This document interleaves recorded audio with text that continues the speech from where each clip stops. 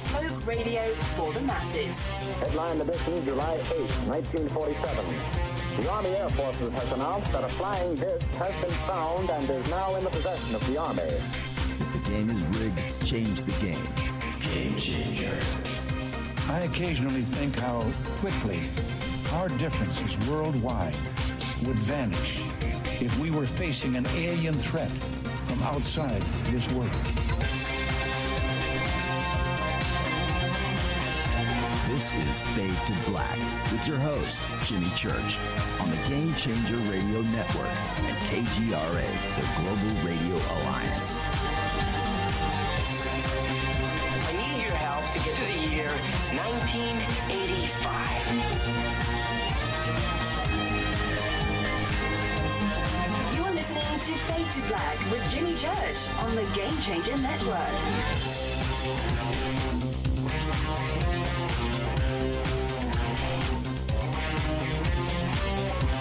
Hey now. Holy crap. Fade to Black. Bespoke radio for the masses. Yeah. Today's Tuesday, October 25th, 299 days into the new year. Just 67 days left. We are live from a bunker somewhere in downtown Burbank, California, and I would like to welcome everybody listening all around the world, all across the United States. For KJCR, the Game Changer Network, and KGRA, The Planet, I'm your so humble host, Jimmy Church. What is crackin'? All right. Yeah, man, it's been busy. Been a little crazy. It's all good, though. In a great mood.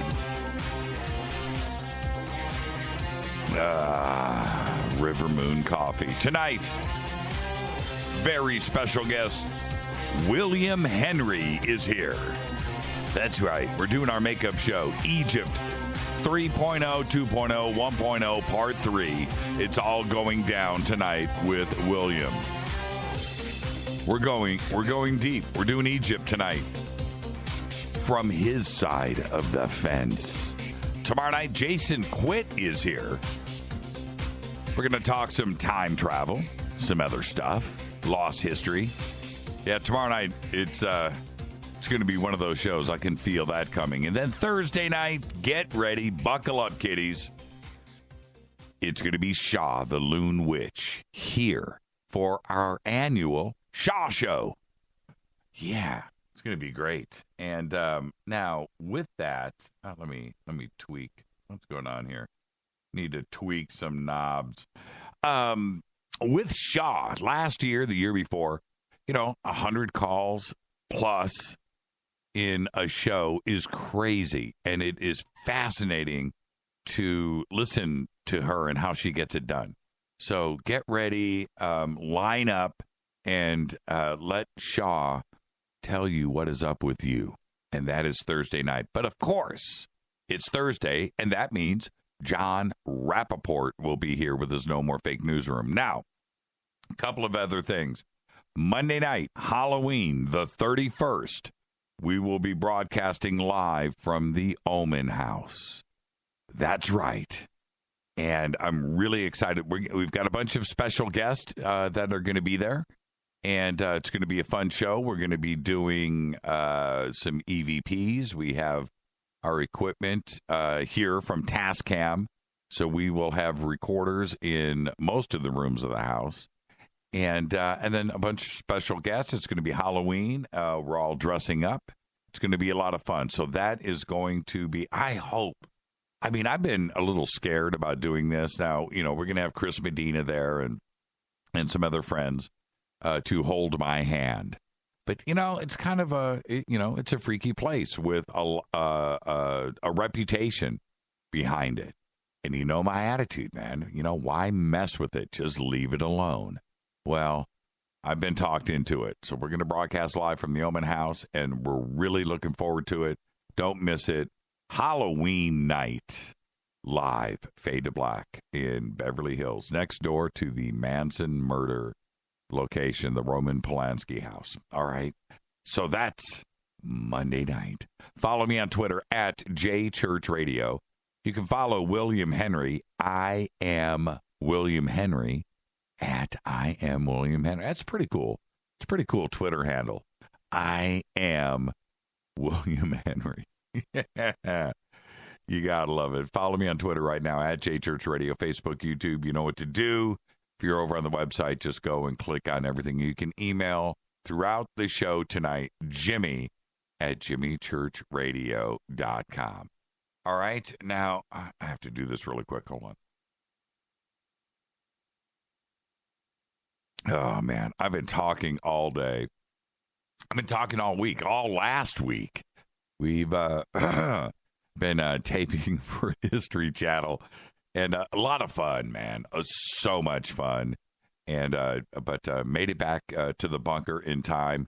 Stuck in some of the craziest traffic I have ever seen in Los Angeles ever. And I've seen some bad traffic. And 2-hour drive back to the bunker. And I thought, all right, you know, we wrapped on time. I'm out of here on time. It's going to be all good. I don't have to stress. It just turned into one of those. Nothing you can do about it. It's just like, you know what? Write it out. Just write it out. It's going to be okay. Tonight's William Henry. Let's go have some fun. And I'm in a great mood. All right. Let's see. The Sandbox is hashtag F2B in Twitter. There you go. Come hang out with us. If you haven't hung out with us, the Sandbox is our definition of fun. On Twitter, we use TweetDeck. Get TweetDeck. If you're new, and every single day, and I get it. I get email and post and stuff from people that go and get a Twitter account just because of this show. Or they're new to Twitter in general, and they've heard about this show. Or they've heard about this show, but they don't know how to use TweetDeck. I get all of that. But it's simple. Just download TweetDeck. Get your columns going. Column for you, yourself. Column for Fade to Black, which is hashtag F2B. And then build up your columns with whatever you want to follow. And it runs automatically. You don't have to click on notifications. I was watching somebody last night that was new to the show and said, you know, I just figured out I have to hit notifications. Dude, no, get TweetDeck. And then notifications are a thing of the past. It runs automatically. Every time somebody posts something, it clicks over. All right, it's really, really that simple. All right, please check out all of our sponsors. Life Change Tea, which I did before the show or before the taping this morning. I did it a second I got back to the bunker tonight. Life Change Tea. What I did today to get through the day, I did vitamin C drops, the olive leaf extract drops, and I did the moringa extract drops. And they're amazing. They taste great. Just go to getthetea.com. Go to the specials page. Go find the drops. I love the drops. I love the taste. I do. Getthetea.com. Use the promo code Jimmy, either over the phone or online. When you order, you get free shipping. You're a Fade or Not. That's what you do. Also, Studio Dome and their Fade or Not special right now. Stereo, Bluetooth, true wireless technology, stereo, Bluetooth, stereo, hi-fi.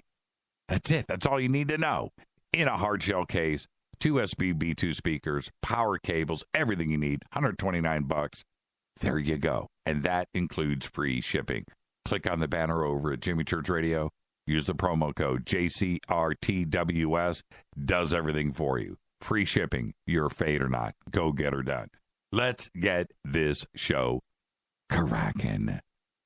Happy birthday to Nancy Cartwright. She is 59 today, and she is the voice of Bart Simpson. Happy birthday, Nancy. Adam Goldberg today is 46. I didn't think he was that young, but he is 46. Was in Dazed and Confused, Dogma, one of the funniest guys that I know. 46 years old. Happy birthday, Adam. Also, today, the one and only Chili Pepper, Chad Smith. Man, a drummer of doom, the real deal. Today, Chad Smith is 55. Happy birthday, Chad. On this day in history in 1983, the United States, for no apparent reason, invades Grenada. Yeah, crazy. Use the excuse of medical students and communism in Cuba, whatever. Yeah, I think it's one of those embarrassing moments for this country. Fate or fact, in 1785, Benjamin Franklin was the richest person in the United States. And that is a fate or fact. Tonight, special guest, back, William Henry. Now, he's here to make up for when our studio went down last week before, and a makeup show on Egypt. And, you know, we were calling it 1.0, 2.0, 3.0, but it was part 3 of one of those points. And we're going to do all of that tonight, all things Egypt. Tomorrow night, Jason Quidd is here. We're going to talk some time travel. And Thursday night, Shaw the Loon Witch for our annual Halloween Shaw show. John Rappaport is also going to be here with his No More Fake Newsroom. Now, let's get things started, because 3 days ago, we were up in Lake Arrowhead for our little vacation, and the word got out that the director of WikiLeaks, Gavin MacFadyen, you know, he's also the founder of the Center for Investigative Journalism, passed away, right? Age of 76. And his death came as WikiLeaks had promised to drop more devastating emails and information against Hillary Clinton. And now, timing, strange? Certainly. Funky? Absolutely. Question marks? You betcha. It was strange. And speculations were just rising, which had said, you know, throughout Saturday night going into Sunday morning, Sunday afternoon, yesterday morning, still hasn't stopped, really, that said that Gavin died under mysterious circumstances. Boom, boom, boom. And the conspiracy theories were all over the place.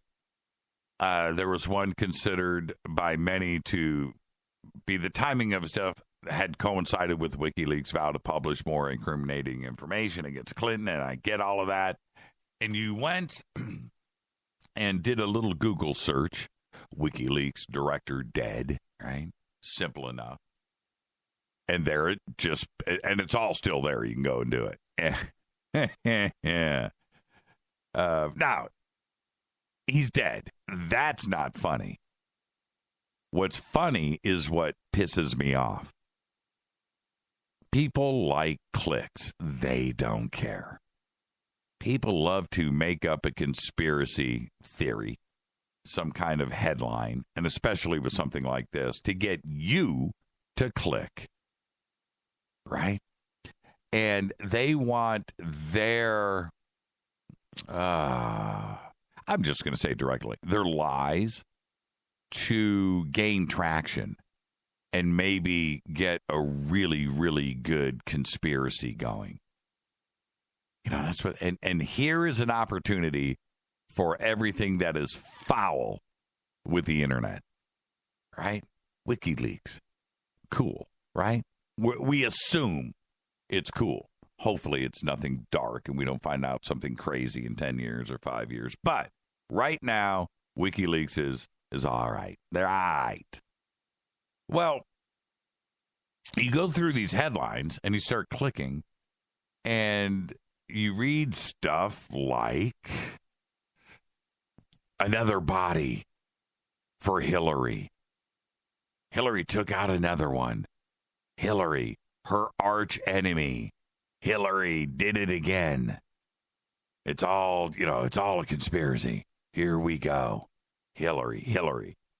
And now, there's no doubt that she has got more bodies, you know, in her wake than just about anybody walking. Maybe outside of like Idi Amin, right? I'm talking some serious bodies have piled up behind her and Bill.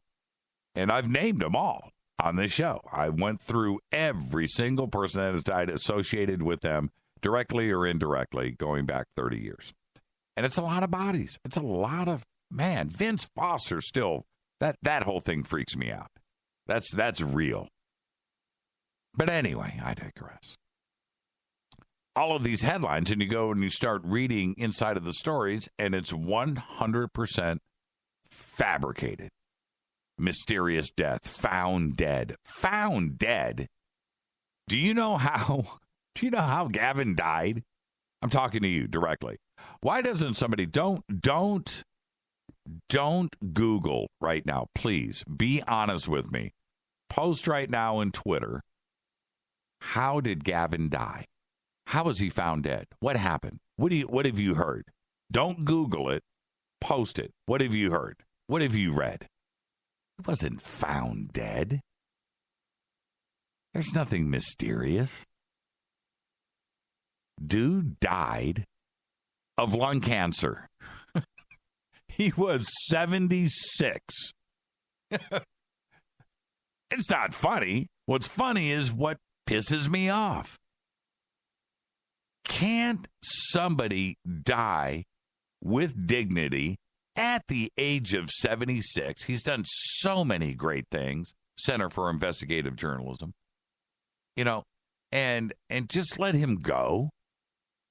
You don't have to just darken and tarnish and make something out of something that's not there for yourself, for clicks on the website, so you can start a rumor, so you can go and post on your blog. It makes and go post on forums and get your links out there. That is wrong. All right? Now, it's true that WikiLeaks had promised to leak more devastating stuff about Hillary. I get that. They've been doing it for months. WikiLeaks released, and it's true, a huge trove of emails belonging to Podesta. And don't forget, the Ecuadorian embassy cut off Assange's internet connection.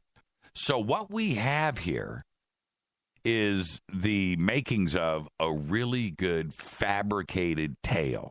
Let's just go with some fiction and let's make stuff up. And that's what's foul about the internet. Gavin died of lung cancer, and there was nothing mysterious or strange about his death at all. Nothing was reported. And yes, he was a mentor to Assange, and I get that. And he was Assange's closest friend in London, and I understand that too. Also to WikiLeaks' Sarah Harrison and many others, and I understand all of that. But there was nothing, not by WikiLeaks or any other legitimate news organization, that reported anything mysterious or strange or nasty. Dude died of lung cancer in London at the age of 76. Now, could there be something more to it? Well, possibly. But that you have to wait for facts to come out, because anything else is made up. 100%.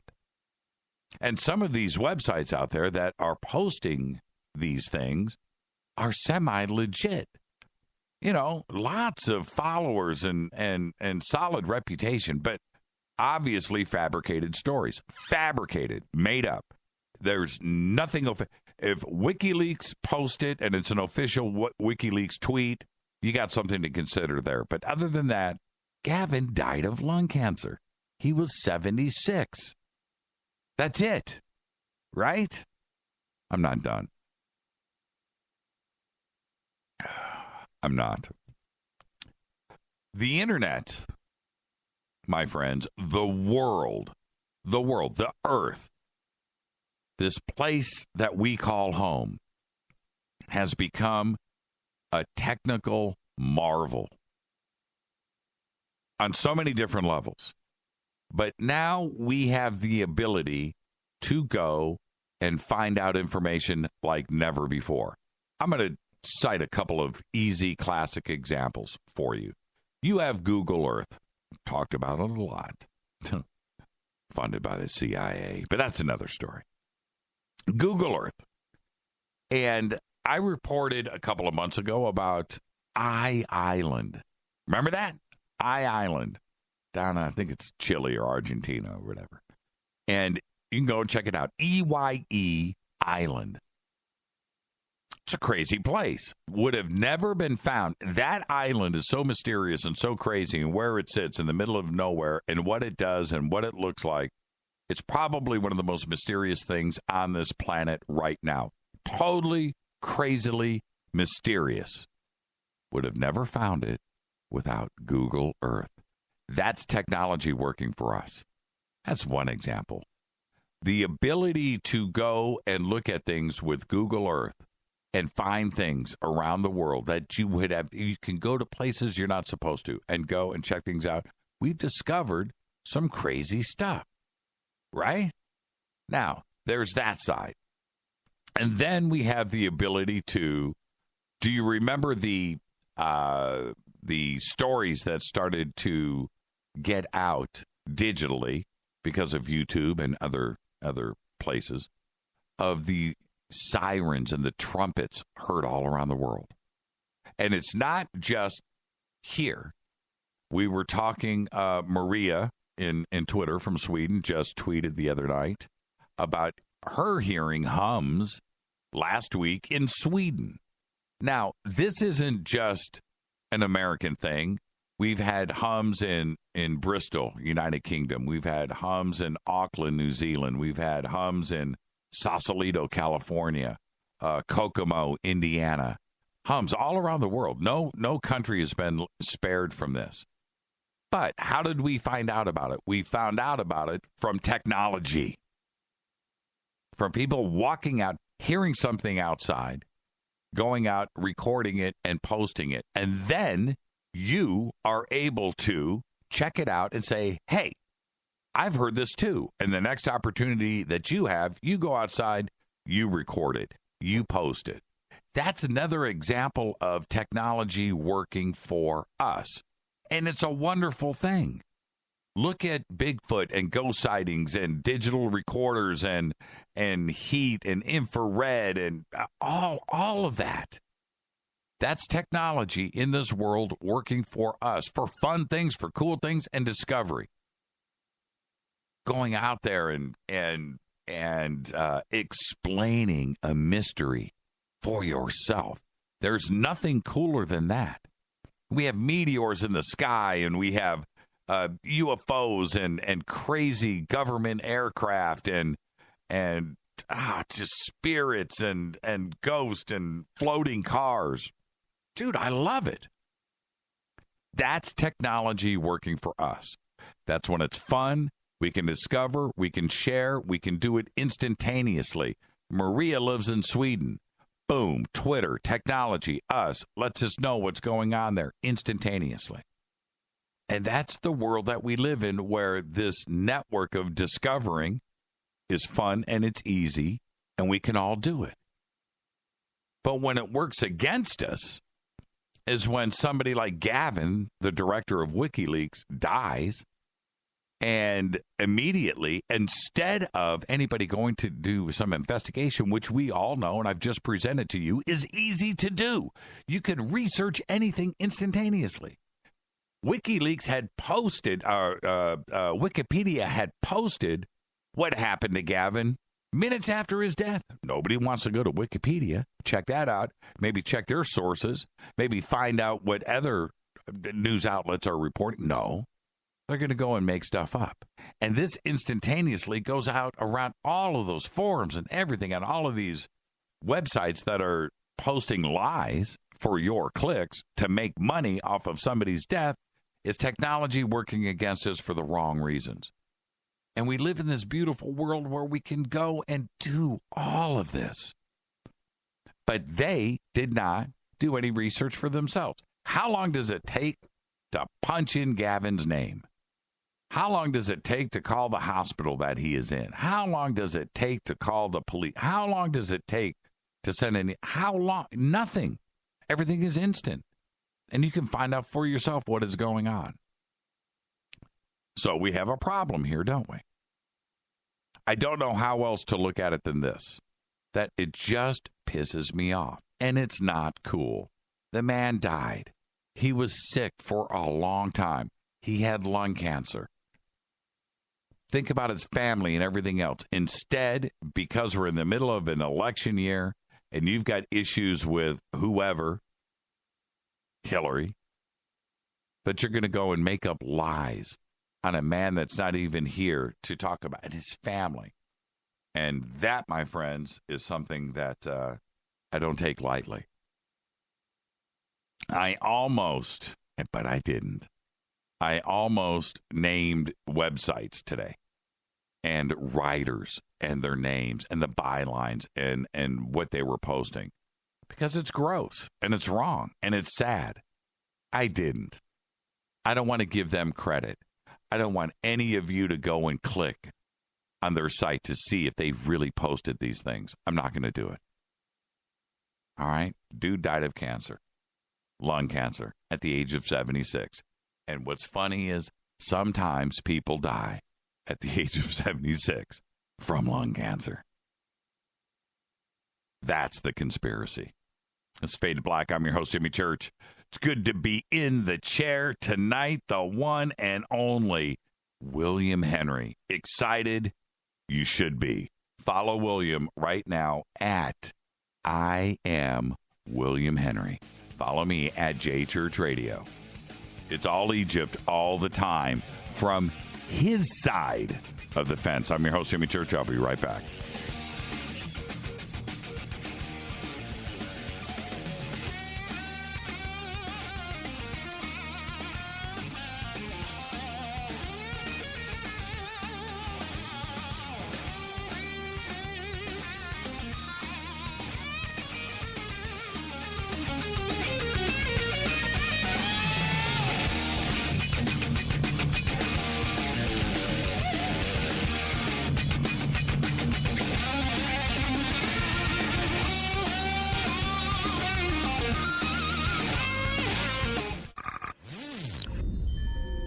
You're listening to Jimmy Church, Fade to Black.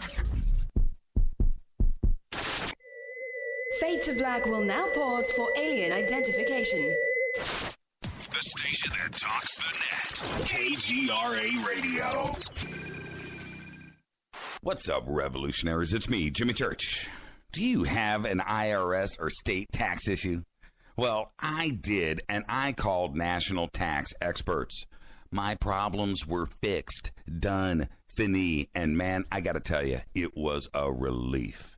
National Tax Experts are a recognized tax office that services clients in all 50 states. It doesn't matter where you live. Give them a call. I'm telling you, they take the time to understand each and every client's individual financial status as well as their financial goals. And that's exactly what you need, my brother, when you're taking on the evil three-letter. So, seriously, give them a call today at 1-877-909-5444. Again, 1-877-909-5444. Or go check out their website, www.nattaxexperts.com. That's NATTAXEXPERTS.com. Tell them Jimmy sent you. Hi, folks. In a world of GMO, genetically modified organisms, that is, chemicals, processed foods, and a healthcare system that's unraveling like a cheap suit, it's time to prepare. God created herbs, and herbs help man. Our body can heal itself, just sometimes we need assistance. You need some help? GetTheTea.com. That's GetTheTea.com. Our mild detox is quite powerful with its unique blend of 8 different herbs. And if you're looking for more, our non-GMO supplements will help you with different needs you might have. Health should be a top priority. Take care of your health naturally. Log on to GetTheTea.com. That's GetTheTea.com. Give your body a treat. Let the herbs do their thing naturally. Read all the testimonies on the website, GetTheTea.com. That's GetTheTea.com. Sickness and viruses are like intruders, and herbs are like warriors. Let the tea work for you. That's GetTheTea.com. 9 out of 10 geneticists agree. Fade to Black is not your father's radio show. on the Game Changer Radio Network and KGRA, The Planet. Hi, this is Chase Kletzky with Fate Magazine Radio, and you're listening to Jimmy Church and Fade to Black on the Game Changer Network and the KGRA digital broadcast station, where the Fade or Nots rock. Hi, this is Rob Reiner from Anvil, and you're listening to JimmyChurchRadio.com. What's up? I'm Chris. What up? This is Combat, and you're listening to Jimmy Church Radio.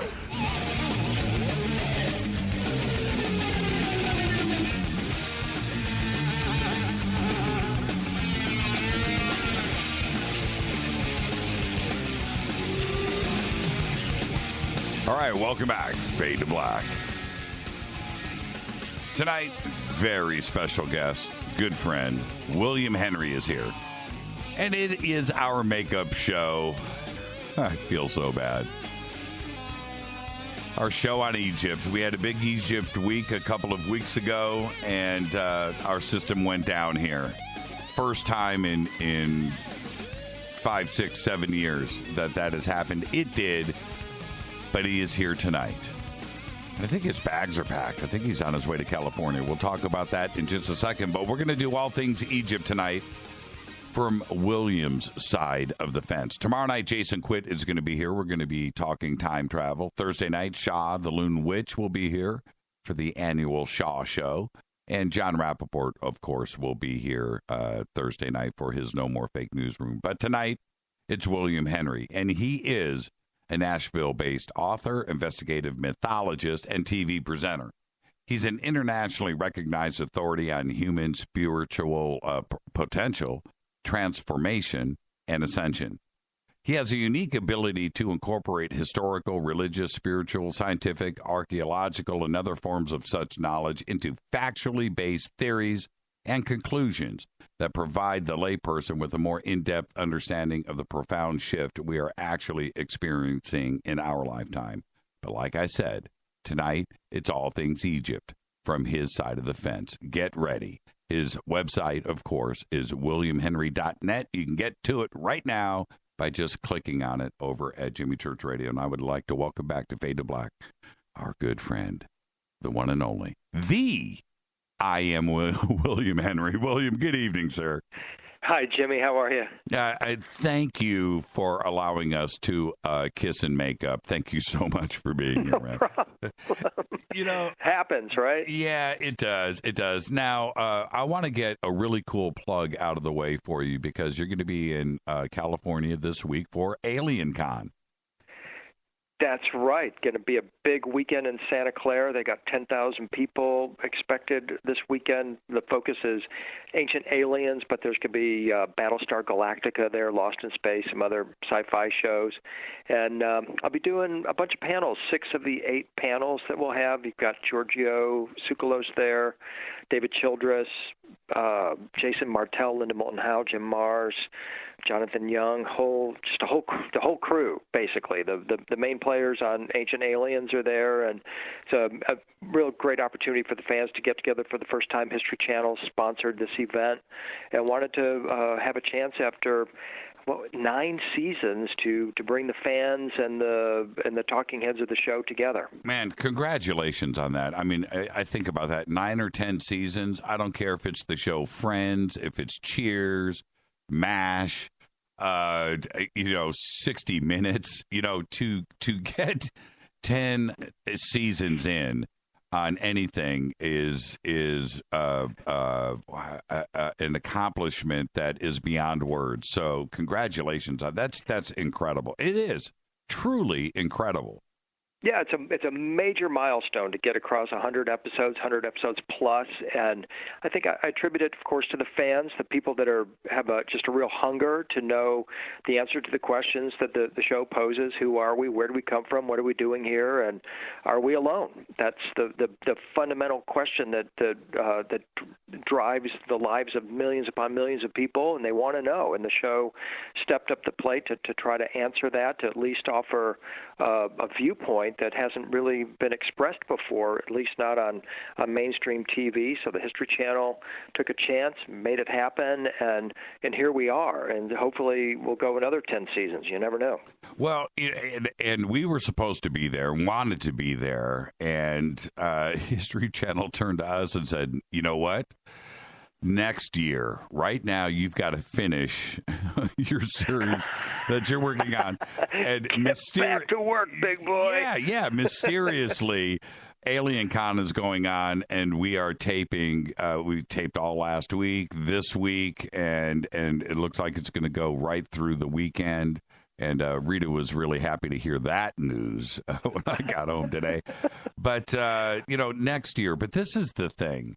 Were you at all in the beginning, because you were involved with Ancient Aliens from day one, were you in any way, how should I say this? Did you look at the show back then and go, you know what? 10 years from now, I'm still going to be talking about this. Did you have any idea that this was actually going to happen? No, I had no clue. And to be factual, I actually came in the third season. Oh, I thought you were the first season. I apologize. No, I came in on the third season. I watched the first couple of seasons develop, was really excited by the production value and the way they let the talking heads do their thing. I had been through the whole experience with some of the other networks where they take you out into the field. One of them went to Egypt with me to explore some of my ideas about the connection between the Temple of Horus at Edfu and Atlantis, and they sent a wonderful sheep to Egypt with me. The crew was fantastic, and then little did I realize that the wolf was back in D.C. waiting to get a hold of some of this footage so they could absolutely slaughter me. And that was an experience that was shared by many of the researchers in this alternative area, if you will, or they call it fringe, whatever you want to call it, people that are really digging for the truth and don't have a kind of an academic axe to grind, or not trying to express the platform of the mainstream Egyptologists or historians. And we got kind of sick of that experience. And so when Ancient Aliens came along, they're like, no, we're gonna let you guys just tell your story. There aren't going to be you're not going to get hassled by the skeptics or the critics. You don't have to kowtow to anybody in particular. Just tell your story, ask the questions. And that was what really appealed to me about the show, and that's what I think gave it the legs that it has. You know, it's really funny that you bring that up, that there are, I'm not going to name names, but there's a few out there that every time a new show or a new episode, it could be a brand new show or a new episode that is out, that they pick it apart and want to call themselves a debunker or a factual, based historian, or what have you, and they do it for sport, right? They don't at all ever want to consider an alternative view on anything at all, right? And they do it for sport, and you've been dealing with that. How do you put up with it? Do you just ignore everything now? I do now. I used to engage. I used to have a different mindset about it. I've always had the mindset that everybody is entitled to their own opinion, and I'm always digging for new information and like to look at any of the topics that I'm interested in from as many possible points of view as I can get my hands on, because that's the only way I feel like you're going to be able to see all the facets of the diamond. And I do view this whole area as a multi-faceted diamond. And if there's a clever or super intelligent person out there that's digging up information, I want to know what they're doing. But then there's always this kind of personal side that comes into it. It's not just that they want to dispel a certain fact or dispute a fact. They also want to, they have to express their personal psychological issues by attacking you. And without recognizing that by attacking me, they're really just showing the world what their personal their personal issues are, and they never seem to learn that lesson, and you see it over and over again. So after a while, it gets really boring to watch some skeptics sit there day after day after day revealing their personal inadequacies, and so you just get tired of that. Personal inadequacies. You're being so kind. But this is the other thing, and I want to get straight to Egypt. Without letting the subject go either. Those skeptics, those critics, those doofuses, and I won't be kind, probably have never set foot in Egypt, have no clue about the magic that goes on there, and the transformation and the shifts that happen to those that do visit and go and explore and put their toes in the sand. They haven't done that. You have. And that's what's most important here. And that separates you from everybody else that wants to be a critic because they haven't been there. So that's true. Yeah, I totally agree with that, because the first time you go to Egypt, you realize that you can take all the books you've ever read and basically throw them out the window. It's one of those places where you leave knowing less after you've been there than when you arrived. Well, okay, so let's talk about you directly. How stay with me on this comment, please. How stupid were you before Egypt? And then how smart were you when you left Egypt the first time? Tell me about that transformation. I was pretty stupid. I mean, I did at least know that the second pyramid, the middle pyramid, was not the Great Pyramid, and that's one of my pet peeves. Where you always see these Nat Geo, for example, or other shows. And here's the Great Pyramid, and actually they're showing an image of the middle pyramid because of the top, because of the leftover limestone, right? So that at least I knew that much, but. To tell you the truth, I mean, the first time you go to Egypt, your mind is so blown wide open by the magic of what you're experiencing. It's almost like a mirage when the first time you see the pyramids in person. They almost don't seem real, because nothing can be that massive, nothing can be that totally mysterious and absolutely just stunning to first sight, and then to recognize that you are there to try to, quote unquote, solve this mystery, that kicks it up to a whole nother level. And you pretty much just go pick up your hat that's been blown in the wind, and you go back home and you just sit and stare at the wall for 3 weeks and think, just what just happened to me? What is this place? And I need to know more. Was it difficult to go back to the United States and back to your life after experiencing that, where you're forced into looking around here and look at a Kentucky Fried Chicken and go, man, what is this all about? Well, there is a Kentucky Fried Chicken at the right next to the Sphinx, so that made an easy transition. But, actually, I got sick the first time I went to Egypt, and we were in a sandstorm, and I got something in my lungs, and I couldn't drive a car for 4 months because I would have these coughing attacks where I'd literally black out, and I didn't know when they would hit me. So that was part of my transition coming home, was dealing with that, and which was horrible.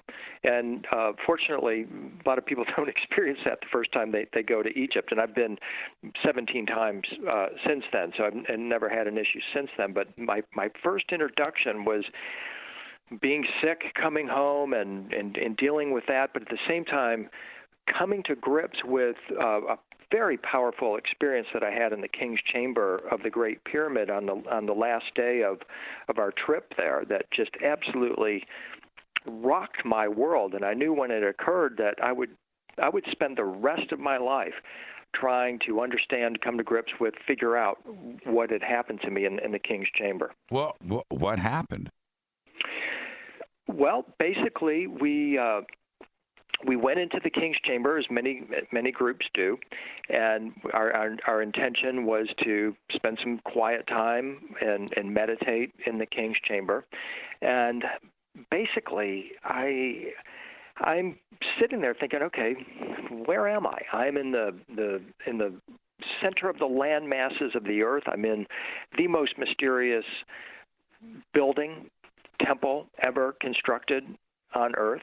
And so I just brought myself into kind of a place of focus, sent out masses of love to my family and loved ones back home, and waited to see what happened. And the next thing I know, I have this blue eye of bliss, is the way I describe it, that comes into my consciousness that is smiling at me and beaming this just immense love to me. And it's alive. And I'm watching this thing with just absolute childlike wonder for several minutes as this blue eye is just engaging me. And I didn't know what it was. You ask how stupid was I the first time I went to Egypt. I was so stupid that I didn't know what this blue eye was. We come out of the pyramid, and I asked the group I'm with, there's about 30 people, and I said, did anybody see that blue eye that was just beaming bliss at us? And, of course, nobody had. And nobody seemed to have any clue about what it was. Then we get into this market, and here's this 2-inch tall golden pyramid. And right in the middle of the pyramid where the king's chamber is a blue eye of Horus. And I said, that's it. That's exactly what I was just engaging with while I was meditating. Let me ask you. Let me jump in. Are you saying that your eyes weren't closed? Like this was physical. This blue eye was actually there. It was my eyes, as I best can recall. My eyes were closed. I was meditating, but it was there. Right. At the same time. Right. It was absolutely present, as if I could reach up and touch it. That's crazy. And I knew that at that moment that I was going to, I was being deeply impacted by this experience, and that I would spend the rest of my life trying to understand what happened at that moment. And then I realized that the pyramid is sort of a hardware device, a transfiguration machine, a teleportation device perhaps, a stargate. And the blue eye of Horus symbolizes the software, the consciousness that makes the whole thing work. And as I began to understand it, I realized that that's what I came into contact with, was the consciousness of this incredible device that we refer to as the Great Pyramid. Are you closer now to resolving it, and do you feel pretty confident on where you stand today? I'm still trying to peel back the layers of that experience. There's a physicist, he's a wormhole theorist actually, who brought me to my attention a really interesting theory about how or what that blue eye could actually have been. And he basically said that you have to imagine a super advanced civilization somewhere in our galaxy, maybe Cygnus, for example, was I think actually in his example. And this civilization wants to explore the galaxy. They want to explore other star systems. They're not going to send out spaceships. They're going to send out probes. And so let's say, for example, that they have a device where they can aim a particle beam at a planet, for example, and that within these particle beams would be photons that would be capable of seeking out conscious life on a planet. And if these beams or these particles found an interesting porthole, if you will, or a view into this civilization that it's exploring, that perhaps that this photon could open up even to the size of a wormhole, so that a visitor from the Cygnus star system could enter into our world, or someone in our world could enter the wormhole and travel to Cygnus. Right. And that's basically where I've ultimately come to the conclusion that that's that's what I experienced, was perhaps one of these people type things of a conscious entity that was seeking other conscious entities for the purpose of exploring their consciousness and ultimately being able to open up to the size of a wormhole set, so that if I was aware enough, that perhaps I could have even stepped into that and traveled to Cygnus or someplace else in the cosmos. What do you think about the way that the Egyptians, in their hieroglyphics and cartouches and so forth, where they have the eye there and the way that it's represented, do you look at it differently? Is it not necessarily an eye to you now? Is it that portal? Yeah, it's definitely a connecting link for the portal. And I came to learn that many of those Egyptian hieroglyphs, and especially the scenes that you see in the temples, Abydos in particular, in Upper Egypt, when you're engaging those scenes on the temple walls, those are believed to be magically active, that those images are meant to represent something that is ongoing. They're not static images. And so if you're seeing, for example, Sekhmet holding a key of life to the nose of a pharaoh, that action goes on into eternity, according to the Egyptian mindset, so long as that image is on the temple wall. And by virtue of you standing in front of it, you too can experience exactly what that pharaoh is experiencing. I had a guest, Damon T. Barry, on, who's got he's a filmmaker and a really great film series. And one of his experiences that he shared with us, now he was a network correspondent, radio guy that I don't need to get into, but he was in Cairo, never been there before, didn't know anything about Egypt or the Anunnaki or UFO, that was not part of his life, right? So, but he's there and he's working for a network and he's in Cairo, he's got the day off, and he's like, hey, well, that pyramid thing is over here, right? I'm going to go check it out. So he says he gets in a cab, goes up, walks up to the Sphinx, and these are his exact words. I told Claire about this last week or the week before. He says he walks in, goes up to the foot, puts his hand on it, and passes out. Loses it. Head explodes, loses it, face plants into the sand. No joke, right? Wow. And people are coming up to him, and he sits up and, he got like electrocuted, it just, his body just freaked out. And he said the transformation began then. And I realized, I knew nothing about anything about Giza or Egypt, or he didn't know, right? He didn't know about the King's List, nothing. But he knew that the world wasn't as what he thought it was. And he came back to the United States, quit his day job, and went down that rabbit hole, man. But it was that profound for him. Can you share with me where you went, your first trip to Egypt? Your first sight, you walk up. Did you have a moment like that? Was it that electric? Where did you go first? What was the first site that you went to? The first site that I went to was at our hotel, which was overlooking the Sphinx enclosure and the Great Pyramid complex, the plateau. Right. And this hotel is so close I could have thrown a baseball and hit the Sphinx in the nose. Really? And, okay. Yeah. And so I just remember sitting in this place thinking, golly, this whole setup is so unbelievably massive that no picture can possibly give you any clue as to just how massive the Giza Plateau setup is. When you're at the Sphinx, you're nearly a mile from the Great Pyramid. It's that massive, and it looks like they're just sitting right there together. Right.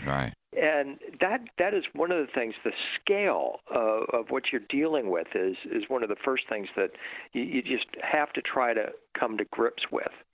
I have had heart chakra awakenings or openings in Egypt. I thought I was having a heart attack, and it turned out it was my interaction with simply the stones, probably a statue of Sekhmet, because after that, and even to this day, I can be in a museum. I can be in Egypt, and if I'm around a statue of the lion goddess Sekhmet, the cat goddess Sekhmet, my heart chakra opens. It's like dowsing rods just suddenly going whoop. The energy field in my heart just goes wide open, and my hands go instantly hot. And that was a result of what, again, I thought was I was having a heart attack, and it was actually my heart chakra opening. So I call that the gift of Egypt that just keeps on giving.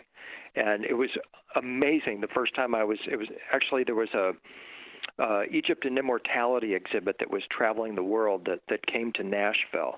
And that was the first time that it happened outside of Egypt. I mean, it became a pretty routine, and not routine, and certainly not normal, but an occurrence that happened repeatedly to me in Egypt, where I would be in the temples or wherever and have all of a sudden my heart chakra just opening wide open.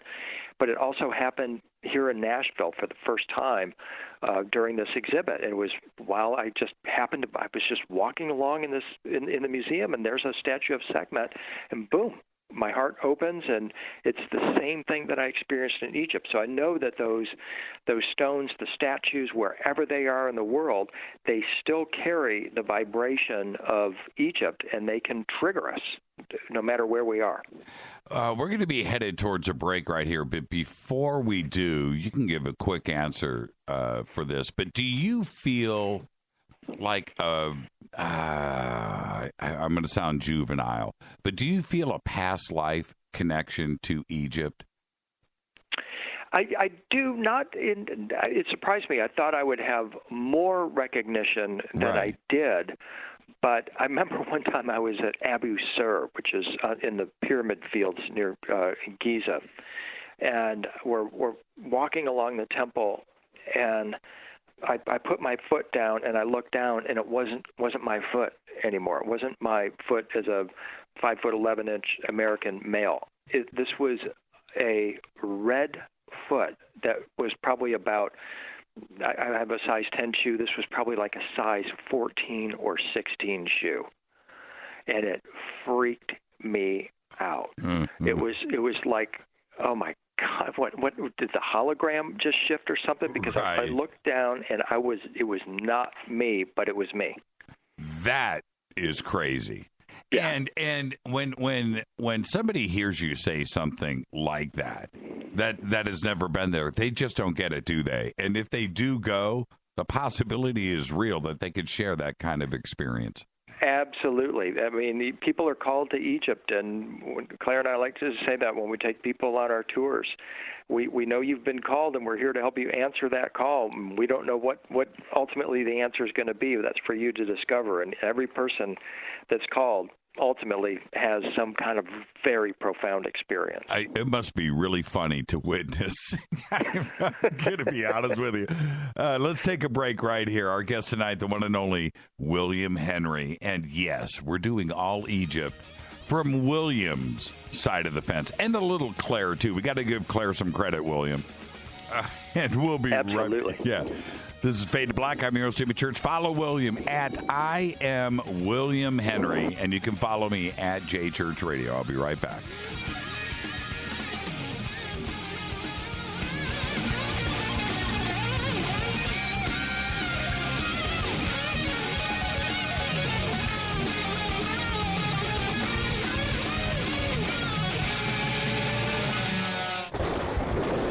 This is Fade to Black with Jimmy Church on the Game Changer Radio Network and KGRA, the Global Radio Alliance. The station that talks the net. KGRA Radio. Hello, I'm Kat Deely, and you're listening to my main man, Jimmy Church, on jimmychurchradio.com. Hi, this is Ray Hobbs here, repping the planet, and you're listening to my good friend, Jimmy Church, Fade to Black, on the Game Changer Network and the KGRA Digital Broadcast Station. Angioprim can unclog blocked arteries and improve blood flow in all parts of your body. Angioprim is oral chelation. Easy, simple, liquid oral chelation. You take it with juice before breakfast and forget about it. Angioprim works fast, unlike old-fashioned chelation that takes hours. Just log on to angioprim.com. That's Angioprim, ANGIOPRIM, angioprim.com. Angioprim users say they have more energy, more strength, more endurance. Increased circulation and blood flow will make all your body parts work better. Log on to angioprim.com to get more information on how you can get started and start feeling better, having fun, and doing more again. Lots more. Talk to a trained Angioprim consultant. Call Angioprim toll-free at 877-882-7221. That's 877-882-7221. Or log on for complete information. Angioprim.com. That's angioprim.com. Find out how Angioprim can work for you. Get the facts about Angioprim at angioprim.com. This is Toby Kebbell. You're listening to JimmyChurchRadio.com. Don't hurt me, Jimmy. I'm only little. Hey, I'm Adrian Grenier. And this is Ari Gold. We're the Honey Brothers. Well, yes. We are of the Honey Brothers. Hey, I'm Adrian Grenier. And I'm Ari Gold. We're the Honey Brothers. And you're listening to Jimmy Church. The Revolution. What's up, Fadernauts? Studio Dome loves Fade to Black and the F2B audience so much that they have put together the ultimate stereo Bluetooth system. They've done it just for you. Man, check this out. The Studio Dome SBB2 stereo system is here. It's featuring 2 Studio Boombox 2 SBB2 wireless Bluetooth speakers, packed in its own custom hardshell case. This Studio Dome system features the very latest in stereo Bluetooth technology. The 2 full-range boomboxes are in true wireless stereo. You've got to hear this. It's amazing. It's just $129 and use the promo code JCRTWS and you'll also get free shipping. It's simple. Just go to JimmyChurchRadio.com, click on the Studio Dome banner. Go Beckley Tepe. This is Micah Hanks of the Gralien Report, and you're listening to Jimmy Church on Fade to Black, across the globe on the Game Changer Radio Network and the one and only KGRA Radio, The Planet.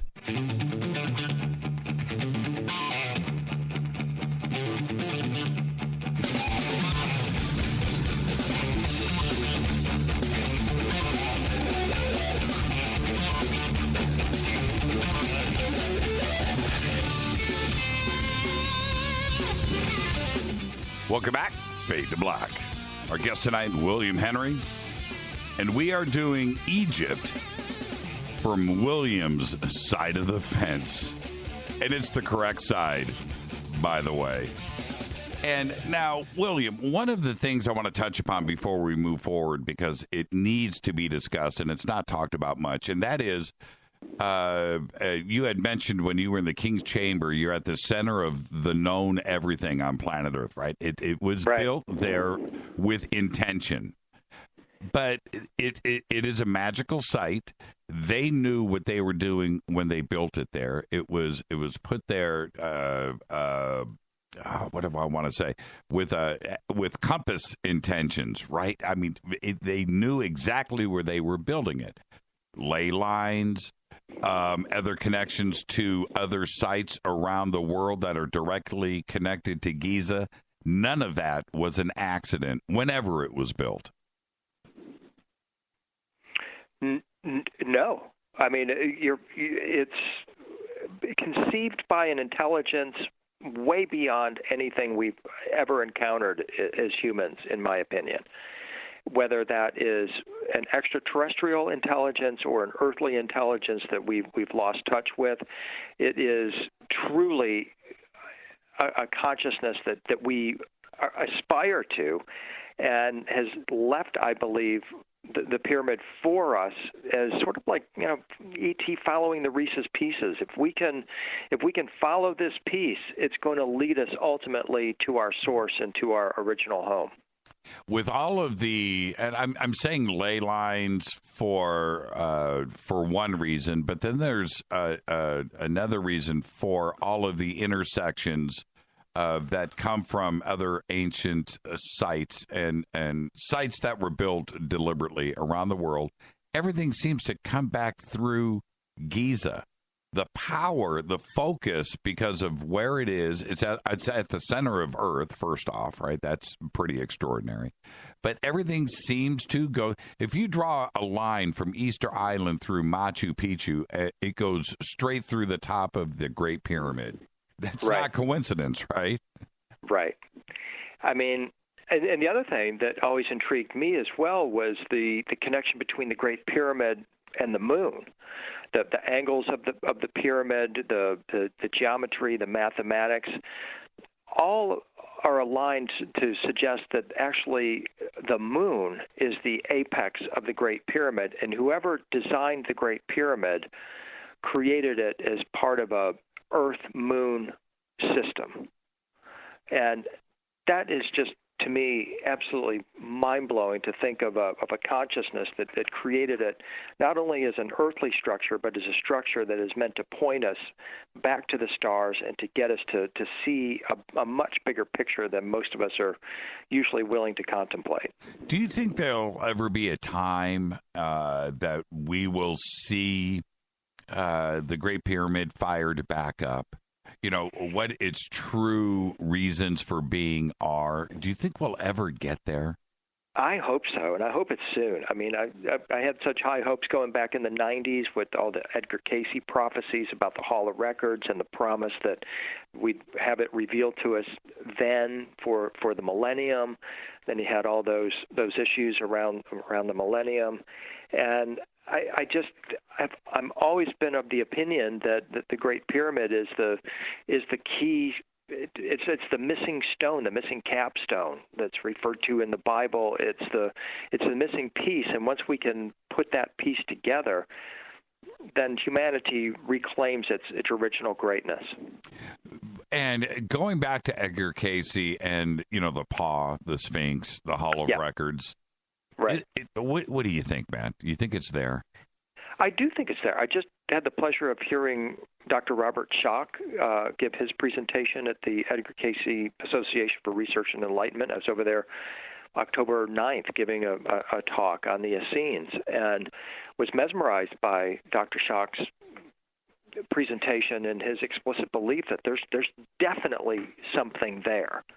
Now, what is there is still open to a lot of conjecture, but there's definitely something there. And as he said, we know there's something there because the Egyptians are pumping water out of whatever is there. And the water table in Cairo, the sewer system is rising, and it's threatening the existence of this repository that's underneath the Paw of the Sphinx. So they keep pumping water out of there.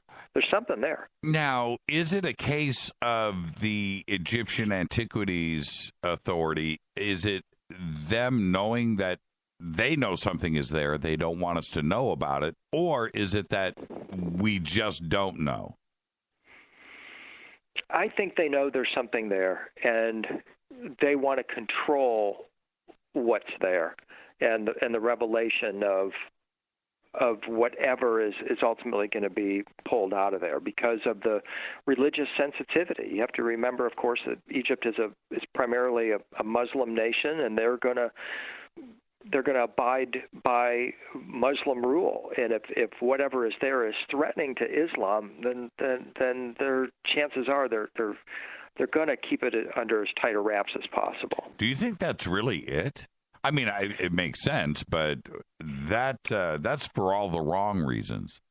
Well, you're right, but that's one of the curious things about the Egyptians is they wonder why there is such a fascination with the Great Pyramid and these ancient Egyptian monuments. A lot of the ordinary Egyptians just simply don't get it.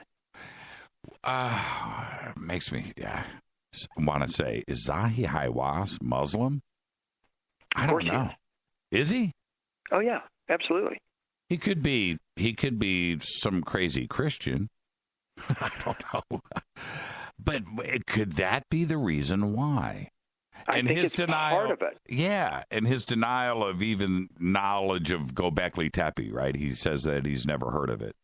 Could you know what I mean? Could that be all a part of damaging Islam? Wow, It's a very sensitive topic. It is. In Egypt and the Middle East, in particular, because you've got the prophecies about their returning Mahdi, the Islamic Messiah, and the recovery of ancient artifacts, the Ark of the Covenant in particular, and a revision of human history. And so they walk that fine line between being good Muslims and good Egyptians.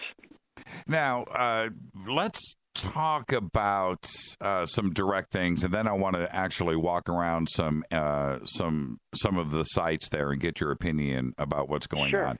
The Egyptians themselves, we can forget about academia because they don't know nothing, right? So I'm not worried about that. But the Egyptian culture themselves, they don't even know how old they are. Egypt is that old, right? There's so many question marks about Upper and Lower Egypt coming together, how ancient Egypt even came together. It's so old that it's forgotten knowledge. How old do you think we're actually dealing with here? Are we going back 10,000 years? Is it beyond that? Is it reaching into Atlantis? Is it going back 50,000 years? Is it going back to the Anunnaki? What are we dealing with? Yeah, personally, when we can conduct our tours and lead people around Egypt, we encourage them to appreciate the layer cake. At Saqqara, you get a really good look at about 2200 BC. Then you go down to Luxor, and you look at Karnak, and you're getting a really good look at about 1400 BC. Then you go to Dendera, and you're getting a first-hand acquaintance with 300 BC. And so you can pretty well start to differentiate these different layers and how they reflect on one another and the similarities and some of the thought processes in that. Then you come back to Giza, and you take a look at the Great Pyramid, and they try to tell you that is also 2500 BC, and there's absolutely no way you're willing to buy that. So that opens up, well, then how far back do you think that the pyramids actually do go? And the number that I'm comfortable with, just settling in my own mind, I go 50,000 years and older. Wow. They are so outrageously different from anything else that you see and just don't fit there at all. They don't fit the timeline. They don't fit the construction. They don't fit anything. They're just dropped down in the middle of the planet as if they came out of nowhere. And who knows, maybe they did. And that's interesting how you say that, because I love that opinion. You're depending on your eyes.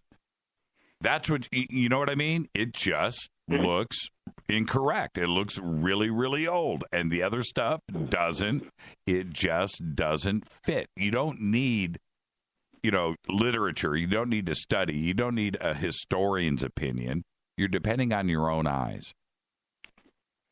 And that's in my experience. And there's people that know a lot more about it than I do and may have a different opinion, and that's okay. But this is what I have experienced in Egypt. And climbing in there and having that wondrous experience of going up the ascending gallery into the king's chamber and feeling the stone and learning about it from a lot of different people's perspectives, are looking at something that is so just almost beyond our comprehension, the massiveness of it. Tell me what happens when you walk through the grand gallery and you're running your hands along the walls and the seams, the fit, the what does the stone feel like? Because it's granite, first off, and it's a crazy hard, definite, tactile feeling that you get from that. What happens to you? You must sit there and wonder how is this possible? Yeah, that's definitely part of it. I mean, you back up a few steps, and when you enter into today's entrance into the Great Pyramid, you're literally entering into a cave. It's like this entrance is just cut right out of bedrock, and you climb up a few steps, and the next thing you know, you're in this amazing gallery going upward, and the first thing you're trying to do is catch your breath, because the climb up it's not strenuous, but it does take a little bit of effort, and so you're kind of battling your own personal physical condition at the same time you're trying to get a hold of what your mind is actually experiencing, and how privileged you are actually to be able to be in the place that you're at, going up through the Grand Gallery, going into the King's Chamber, and having an opportunity, just you versus the pyramid, to match your wits with it, and to recognize that you are in truly probably the most special place on Earth. Now, with when we talk about the Giza Plateau, we can't and the age and discuss the pyramids without discussing the Sphinx. Now, what do you think? And I love Robert's opinion, shock, and he's smarter than both of us, so we can stop right there. But do you think that the Sphinx was before the pyramids? What do you think was first? I've heard Robert say that, and I'm still trying to wrap my mind around that one, because it seems to me that they go together. So why couldn't they have come up together?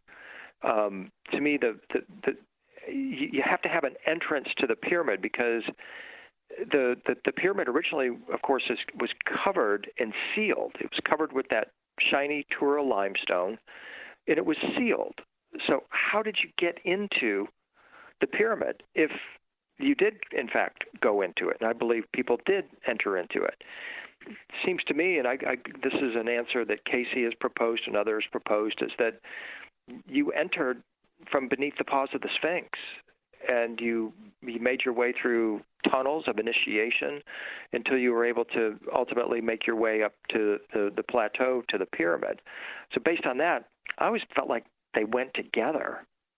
That's interesting, and that would make the most sense, because if you seal it off, polish it up, the white limestone or whatever color the other two pyramids were, but that you would enter it from underneath because you've sealed up all four sides, right? Exactly. And now, with all of the rumors, especially lately with the Egyptian Scan project, I know you read the press releases last week that they found a couple more rooms.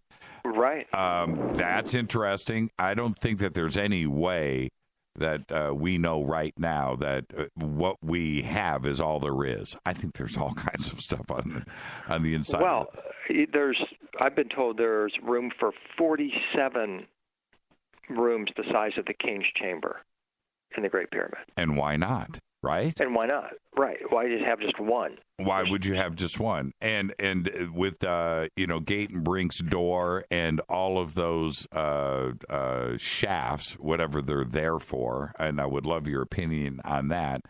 Those are probably not the only ones. We only know what we've discovered from those chambers that are there leading out. We would have never found them from the outside going in, right? Right. Now, right. And just think about the revelation of that for a couple hundred years now, people have been studying very deeply the Great Pyramid, and maybe they've known that or suspected that there's room for more chambers. Just think about the actual revelation that there are additional chambers in the Great Pyramid. That is going to be a really astounding day. Well, I followed the Gate and Brink thing. Oh man, I was checking the net every day back in '95, right? When right. This started to come out. And I couldn't wait, and it was such an exciting time. And looking at those, what do you want to call them? Those brass fixtures that were, right. Or copper, whatever they were, and obviously that was put there for a reason. Now, what's on the other side of it? And, exactly. And there was another chamber. That's the right. And so there's evidence right there that what we have is not all there is. Yeah, when you are in the King's Chamber, you were looking at these tightly fitted granite blocks, massive, maybe 80 tons each or so. Some of them have mortar, but there's this one corner where the Egyptians didn't mortar those blocks in. Why? Well, they suspect that is one of the movable blocks that leads to another chamber. Right. And you can tell. Now, you've been there. I've only looked at the photographs and the video, but when you look at the inside of the King's Chamber, back by the box, right? And you look, that block ain't right. You know which one I'm talking about. That right there is just sticking out like a sore thumb. But they won't let us move it. They won't let us check it out. They probably know exactly what's on the other side of it. But there it sits, and you can't do nothing, can you? Yeah, exactly. And that's what's so tantalizing about Egypt, is just the wonder of what might be there and the possibility that, hey, you might have the magic touch. You could have the Alibaba, and next thing you know, boom, the block moves and it opens up. I believe that there probably are people out there that carry the keys and codes that maybe aren't even aware of it. But when they go to Egypt, something happens. It opens up. There's a download. There's a revelation. There's something that happens. Now, we're going to head towards a break. I want to talk about some other sites because we could sit and talk about the Great Pyramid for the whole show. I have no issues with that. None. But I want to talk about some other cool stuff. I haven't been there. And when we do go next year, obviously, we would like to go with you and Claire and get the real tour. But let's go with some of my favorite sites, and let's start with, let's start with Karnak. Let's go there. The first thing that I think of, and again, only in videos, right? I think too huge to imagine. It's way beyond what the Great Pyramid is big, but Karnak is off the hook in its enormity. Yeah, I mean, again, you're thinking, you got to think layer cake. You're thinking several thousand years of continuous building that we have the ability and the privilege now to be able to walk through. And it's so overwhelming. My favorite place there, I'm very intrigued by the sacred lakes at the temple sites. Those are some of my favorite places because the peaceful energy that you get just sitting by these lakes and realizing the magic of these locations it just takes you back instantly. And I always love the stories about the sacred lakes because some of these can be just sort of local fables, but others of them don't seem to be local fables because the locals who tell the story don't really even know anything about ancient Egyptian history. But they will tell you that, like at the sacred lake at Karnak, there's a story that the golden boats of the gods would manifest in the sacred lake. And there's the story of the local that grabbed a hold of the golden anchor of the ship of the gods and was able to bring into our world a large chunk of gold. When I look at the sacred lakes, and I imagine, first off, they're built. I want people to understand. They're square. Right. This isn't a pond, right? So it's not like that. So it was built, but you look at it and you see the boat ramps or the stairs to go down and things. About how old this really is and the brain and the architects and the engineering that is going on to this. And it's right there. It's at the temple site. You can go down the stairs and walk out to the edge of this lake. It must be breathtaking. And old. I got to stress that. It's ancient. Yeah, any stone that you're walking on at Karnak or any temple has been walked on or tread on by hundreds of thousands, millions of people for thousands of years. And so you're literally, it's like when you enter the temples, there's always this giant red granite slab waiting for you at the gate. And it's like that red granite slab is sort of like the swipe machine at the grocery store. You walk across and the temple goes, oh, yeah, you. Hey, it's you again. Let's pick up where you left off. Or it's tuning you up. It's preparing you for the experience. And everything is set up for you to ultimately connect with your true and deepest spiritual and most sacred self. And so everything you see around you in these temples is actually a reflection of yourself and your mind and what is possible for all of us. There's, of course, the scenes that glorify history, but ultimately it's always wanting you to remember that this existence on Earth is temporary. And we're in a training facility, and you have come to the temple in order to upgrade your spirit, upgrade your soul, so that you can ultimately make the ultimate transformation from a human into a star or a celestial being. And when you approach the temple with that in mind, you get a clear feeling like you're in the hands of something so immense and so beautiful that you can't feel anything but comfort, in my opinion. The obvious question for me when I look at Karnak and I look at Amun-Ra and that precinct and that section, and we're looking at these columns, I know, again, I sound juvenile. I sound like a kid. But when we're looking at those columns and some of those sections, and the upper sections are 70 tons, they throw these numbers around, right? Right. 70 tons, 100 tons.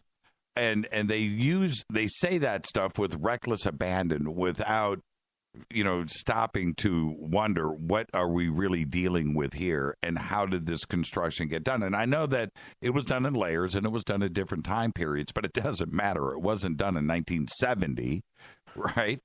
Right. And how does, when you walk around, how do you get through that and try to figure out how this was even done? Well, yeah. I mean, you can't even. You just have to shut that part of your brain off. You do, don't you? You have to research that out later. Right. You can say how, but you can't really get into trying to figure it out so much as just say, I'm here to experience. Show me what I'm here to experience. And that's one of the hardest things about visiting Egypt, actually, is shutting off that part of your brain and just opening up to being shown what is there for you uniquely to see, because everybody's going to see a different temple. Everybody has a different experience. And I'm always encouraging people to take the slow route and to pick corners where you can enjoy times of quiet contemplation and meditation. That's one approach. The other approach is you run around like a maniac trying to see absolutely everything. And that's something that we've learned on the tours is we actually go to Karnak twice because you can't see it in one 3-hour visit. It's absolutely impossible. It's just too frustrating. Well, so Amun-Ra itself is 50,000 square feet. Right. 50,000 square feet, 134 columns in, 16, 20 rows, something crazy, right? Yeah. I mean, and it just, beyond that, I mean, you have just the absolute, just the sheer beauty of the place. And but the thing that you have to remember, too, Jimmy, is that it's still a working temple. The temple still has its magic. It still has its energy. You don't see the high priest running around. Well, sometimes you do. Some of the tourists think they're high priests and that kind of thing. But you are still engaging in a living temple that is still capable of uplifting your soul and taking you to a new place. And we see that just time and time again. And one of the things that impresses me the most about Karnak, well, you can say that about all the temples, is the absolute perfection of the construction and the recognition that they meant for these temples to last for eternity. These were not temporary temples. They believed that these temples would literally last and do last for eternity. Let me take a break right there. Thank you so much, William. And when we come back, you know what? I was going to do Luxor. I was kind of thinking that a little bit, but no. Oh, I'm going Abydos. That's where I'm going. Our guest tonight William Henry. We're discussing Egypt from his side of the fence. I'm your host, Jimmy Church. More with William right after this short break. Stay with us.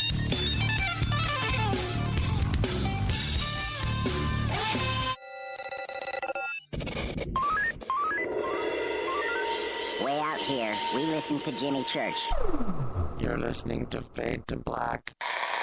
Always on the edge of the hottest alternative talk. Jimmy Church with Fade to Black. KGRARadio.com. ¿Qué tal, mis amigos? Yo soy Mario Carson, el tiburón, y los invito para que escuchen a mi buen amigo Jimmy Church Radio. ¡Claro que sí! These statements have not been evaluated by the FDA. This product is not intended to diagnose, treat, cure, or prevent any disease. Work with your doctor when taking medications. Make Protovite part of your healthy lifestyle. HealthForLiberty.com is your source for Protovite, a powerful nutritional supplement that's a true breakthrough for your health. Poor digestion makes it nearly impossible to absorb the nutrition your body needs. Protovite is a liquid multi-nutrient formula with patent-pending absorption technology and the highest quality ingredients to nourish every cell in your body. My name is Sandra White. 6 weeks ago, when I started taking Protovite, I was on 14 medications, from everything for blood pressure to fibromyalgia. In the first 10 days, my blood sugar dropped 50 points, and my fibromyalgia pain is gone. And so was 12 of the 14 medications that I was taking. I'm 66, living life and loving it. Go to HealthForLiberty.com right now. That's HealthForLiberty.com. Thank you, Protovite, for giving my life back. You are listening to Fade to Black with Jimmy Church on the Game Changer Network. Oi, oi, I'm Reese Evans. You're listening to Jimmy Church. This is Revolution. The revolution will not be televised. The revolution is on radio. Ciao.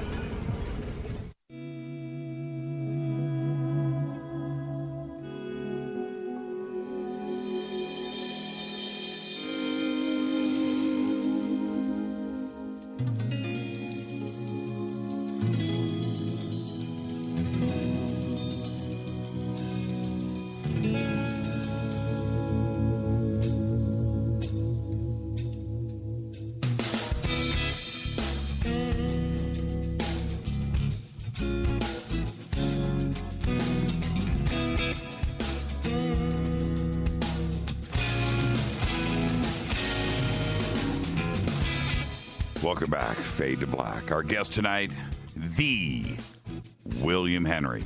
And he is the because he even acknowledges that.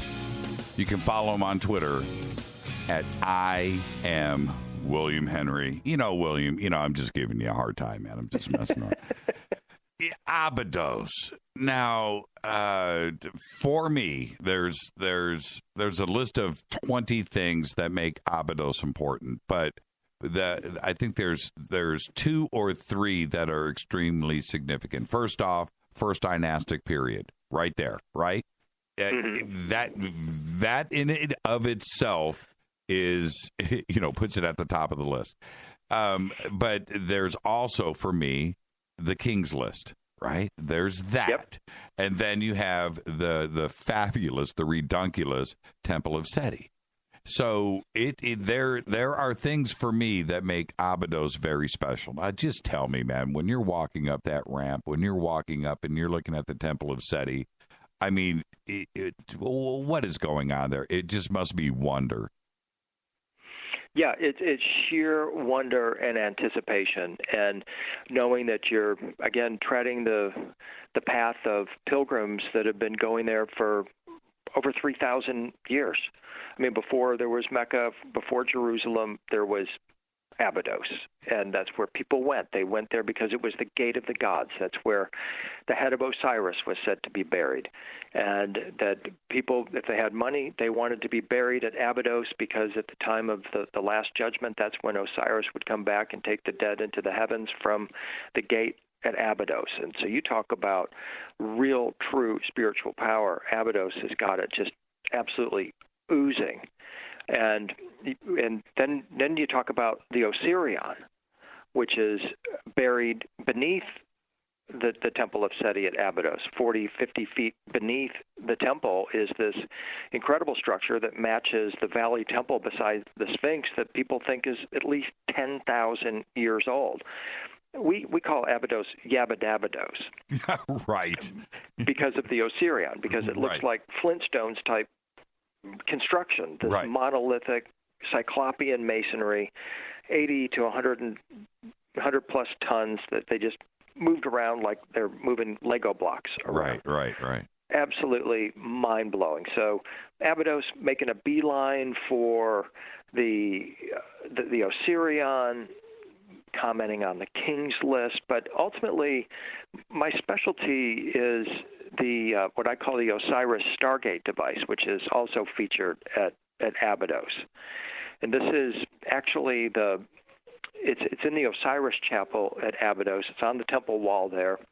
And I believe that it's the fully assembled Ark of the Covenant. And I remember we've probably had maybe 8-10 different guides. I like to mix it up when we go to Egypt, just to get different points of view from the different guides. Sure. And on this one particular tour, we had a person that has the reputation of being the most spiritual guide in Egypt. Who? His name's Emil Shaker. Ah. And had heard about him, and so finally we had the pleasure of having him lead one of our tours. And I started talking about the Osiris device, and it was something he didn't know anything about. And they can't know everything, so I'm not trying to slam him or anything. I'm just saying this was just not something he knew anything about. And he sat in my lecture just absolutely going, wow, this is incredible. And then when I was done, he said, now I'm going to prove that you're right, because I'm going to show you something at Abydos that absolutely demonstrates that Moses was trained at Abydos, and that what you're calling the fully assembled Ark of the Covenant could in fact be what you're saying it is. So we get to Abydos on that tour, and we walk just past the King's List. There's a hallway, a stairway that leads from the Temple of Seti. You go up and out to the Osirion. And in that hallway is a scene showing the Pharaoh with a rod in his hand that turns into a serpent. That is the only place in Egypt you see that, and that is absolutely, in Emil's opinion, based on the historical occurrence of Moses turning a rod into a serpent in a duel, a magician's duel with the Pharaoh, who in this case they believe would actually have been Ramses II. Now I'm looking at images of this area. Which part is? I'm looking at the steps, and as you walk down that open area with the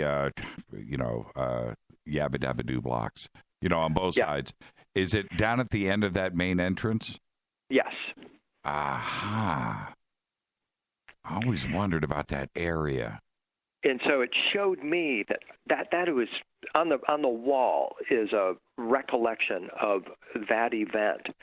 And to me, it just brought a lot of really important connective tissue between the biblical story of Moses and the Ark of the Covenant, and the possibility is, as the book of Acts says, Moses was trained in all the wisdom of the Egyptians. Think about that. Now, on the opposite side, is that Thoth? I can't tell from here. I'm going by memory. I'm not looking at a. Okay, I'm cheating. I'm totally cheating. It could well be. Yeah. And when you feel this kind of confirmation coming from him, do you think that? Well, obviously you think you're in the right direction, but you need to go a little bit further with this, with the Ark of the Covenant. And so, do you think you're on the right path? And what do you think is the next step? Yeah, I do. I have been collecting more and more images of this complete, fully assembled Ark of the Covenant Osiris device.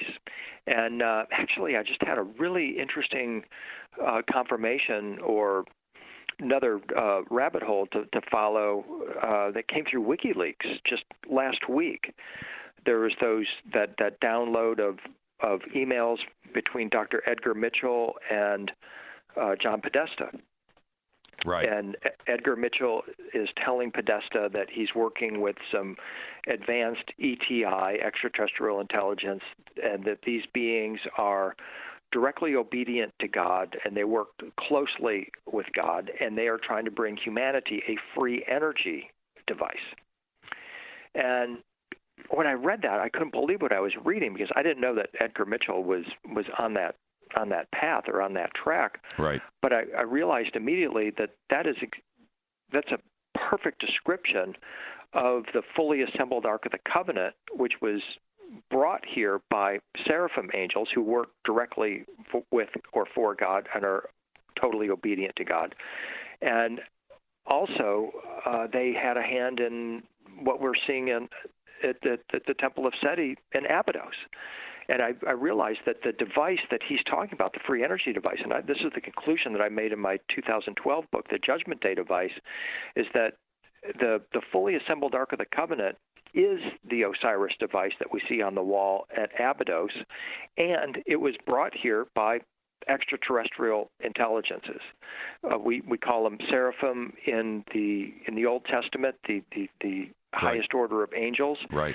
But in Egypt, they must have been there at Abydos with SETI, or assisting whoever it was that originally conceived this device, maybe even before the time of SETI. I'm looking at this relief. Now, I think you're onto something here, because that doesn't look, how do I want to say this? It doesn't look natural, right? It look, what they're holding. It's a device, man. It's a device, right? And it's big too. Everybody, how many? If they are, let's call them 6 feet, right? How big is the device? It's got to be something like 80, 90 feet tall. Yeah. Its components are a platform that is an absolute ringer for the Ark of the Covenant. But it's got this pillar that looks sort of like an antenna that's jutting out of it. And what this is referred to, they call it the head of Osiris.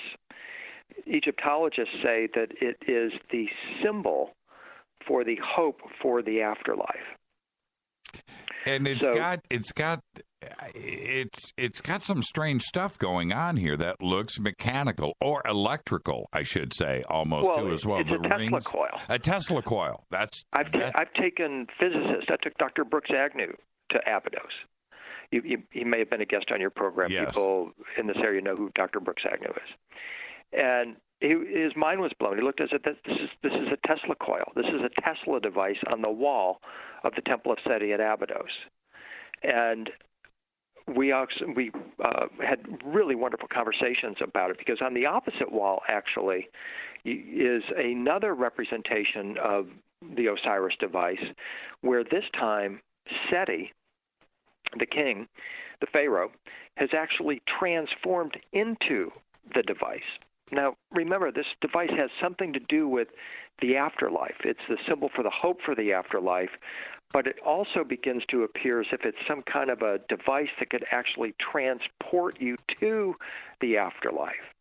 And one of the theories I was working on for a while and still pursuing is that this perhaps was some kind of like scanning technology, whereby the body or the soul perhaps of the king could be transported to the field or dimension of the blessed, which is what the ancient Egyptians referred to as heaven, and that this device was some kind of a link between the earthly realm and the heavenly realms.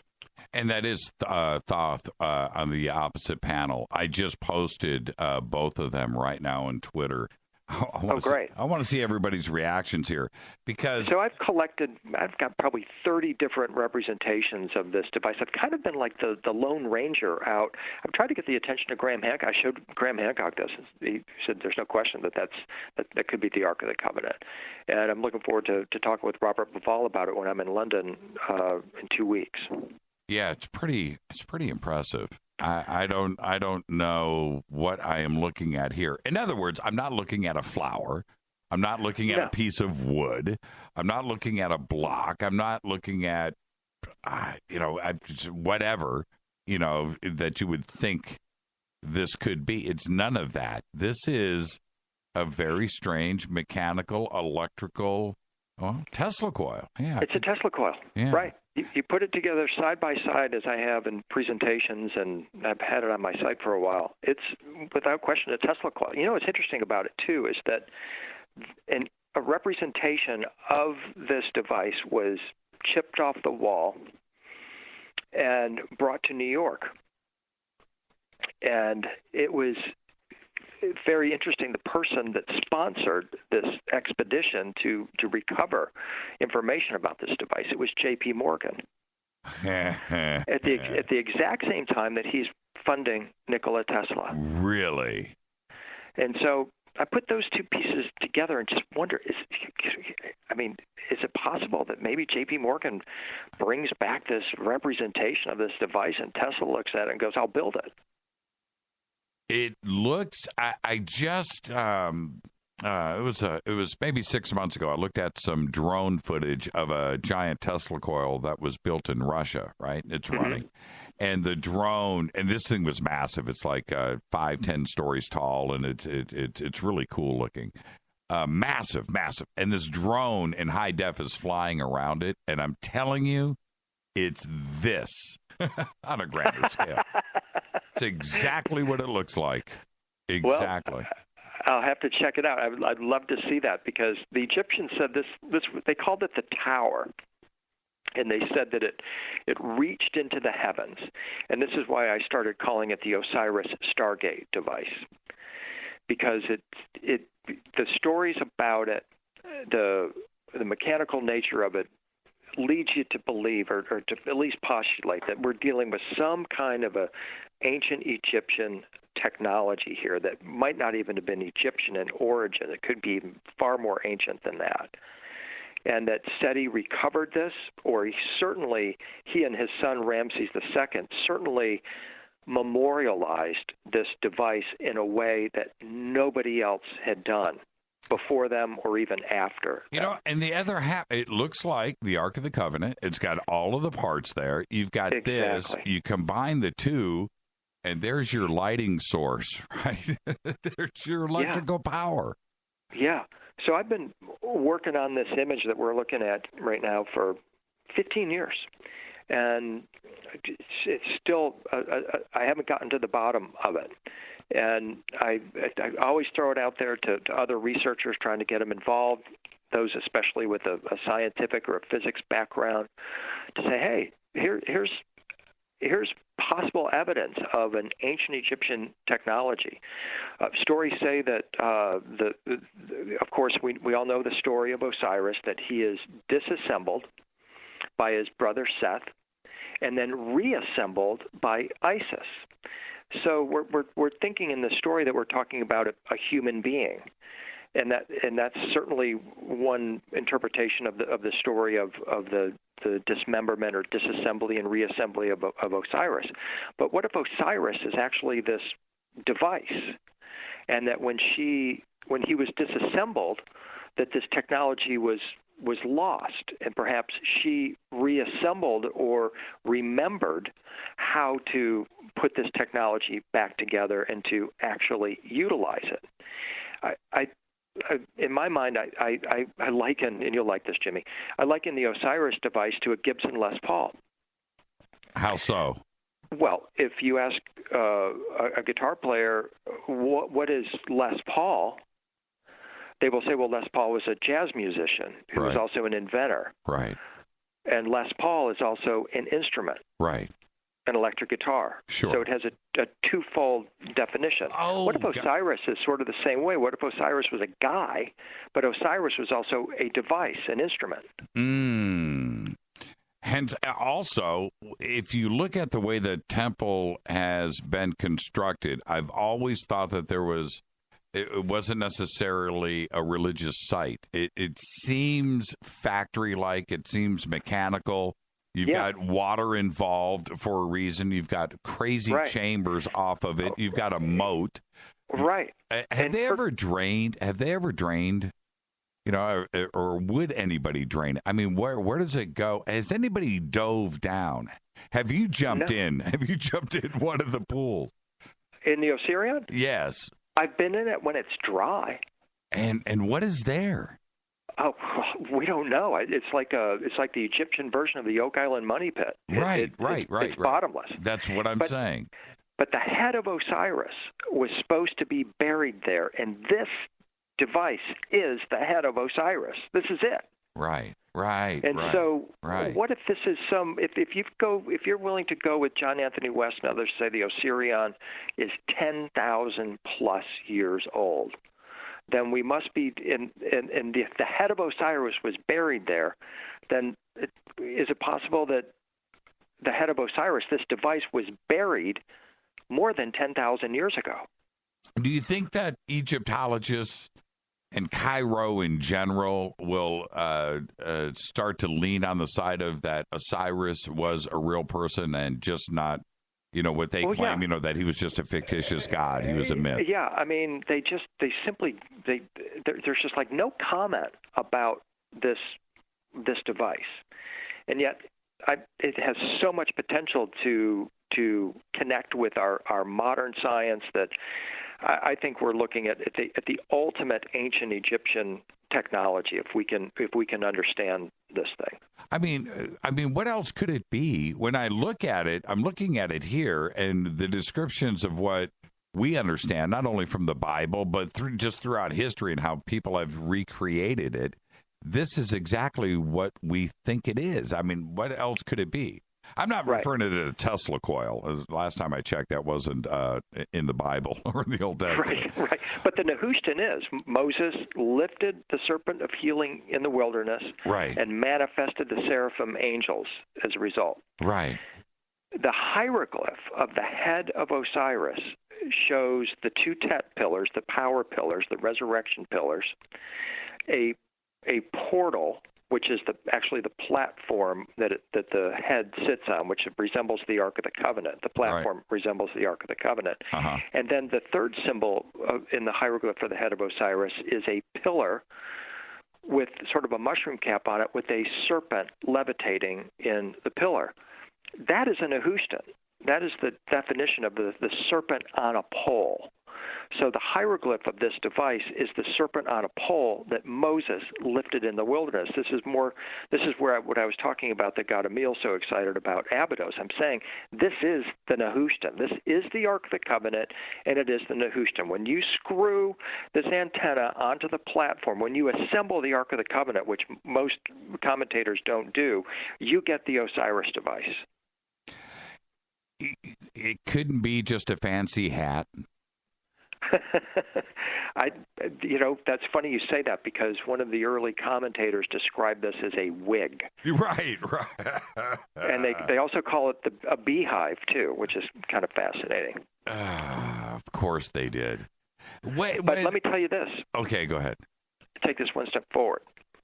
This symbolism of this ark platform with a tree or pillar attached to it, right, is exactly the same as the throne of Christ.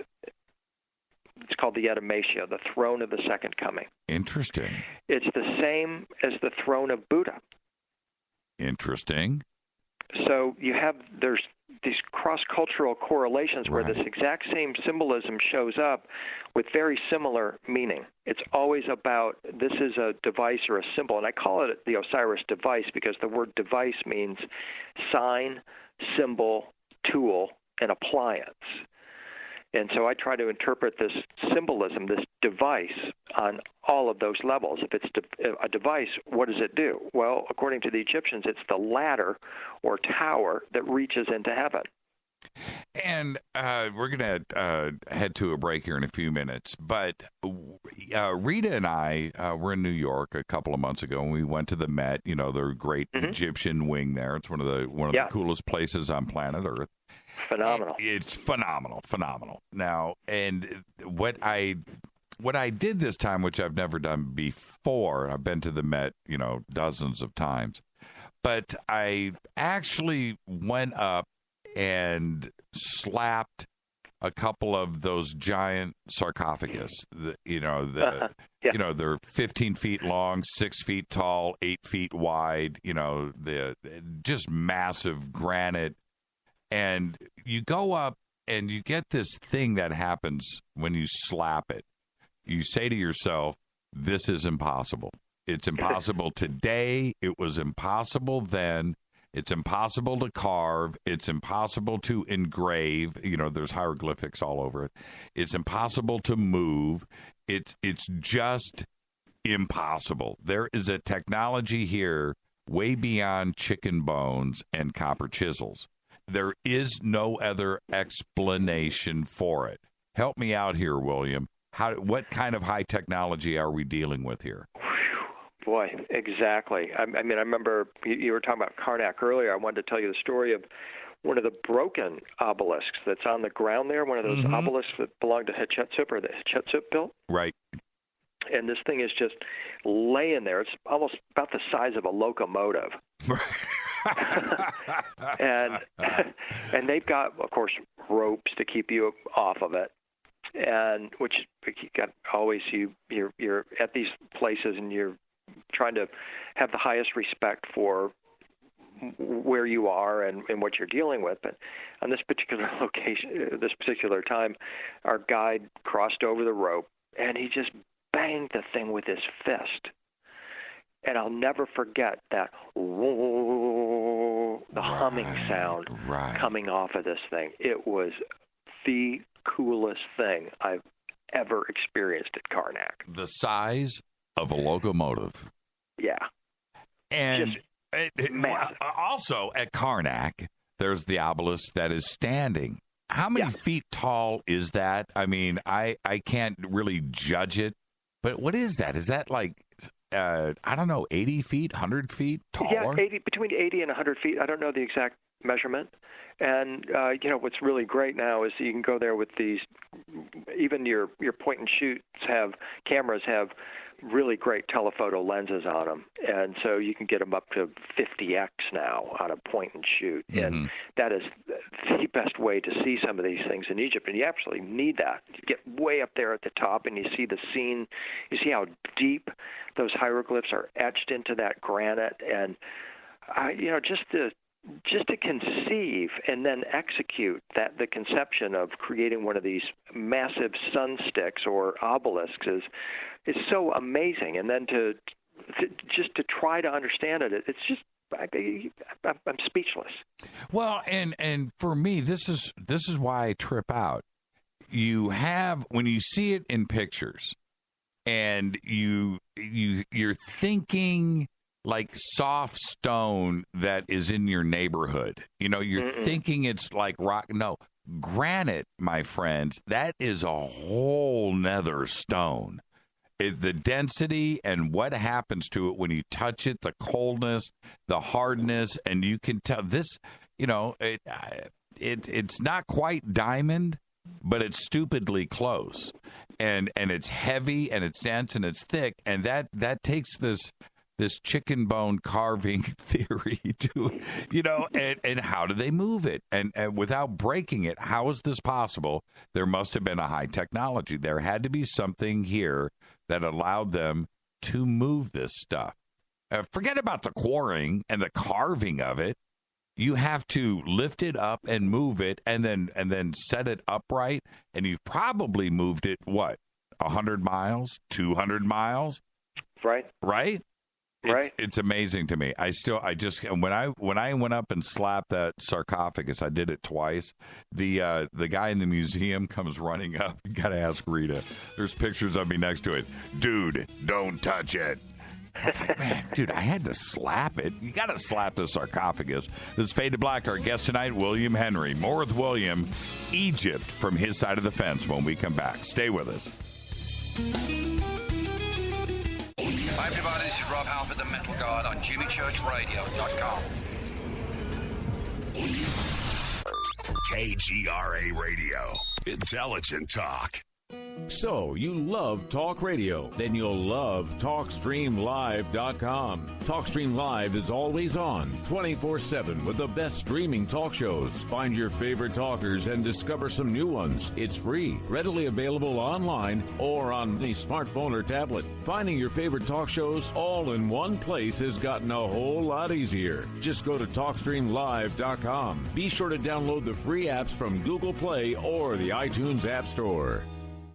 So, you love talk radio? Then you'll love TalkStreamLive.com. TalkStream Live is always on, 24/7, with the best streaming talk shows. Find your favorite talkers and discover some new ones. It's free, readily available online or on the smartphone or tablet. Finding your favorite talk shows all in one place has gotten a whole lot easier. Just go to TalkStreamLive.com. Be sure to download the free apps from Google Play or the iTunes App Store. If your home has hard water, then it's likely that limescale is clogging your pipes, damaging your appliances, costing you hundreds of dollars each year. You can eliminate limescale in the entire house with HydroCare products available at Wave Home Solutions. Easy and efficient with no maintenance, no salts, no chemicals, and no coils. And you can buy with confidence from Wave Home Solutions. Performance guaranteed. Just go to bestwater411.com. That's bestwater411.com.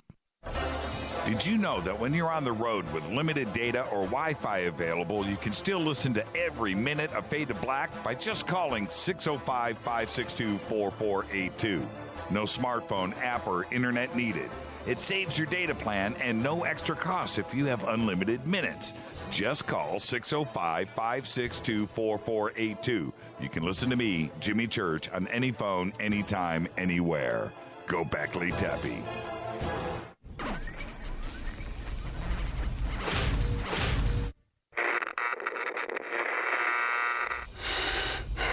You want to know a secret? I love ponies. I really love ponies. I'm serious. I couldn't stay sane without ponies to brush. Why Fade to Black? Because you never got that pony, damn it. This is Fade to Black with Jimmy Church on the Game Changer Radio Network and KGRA, the Global Radio Alliance.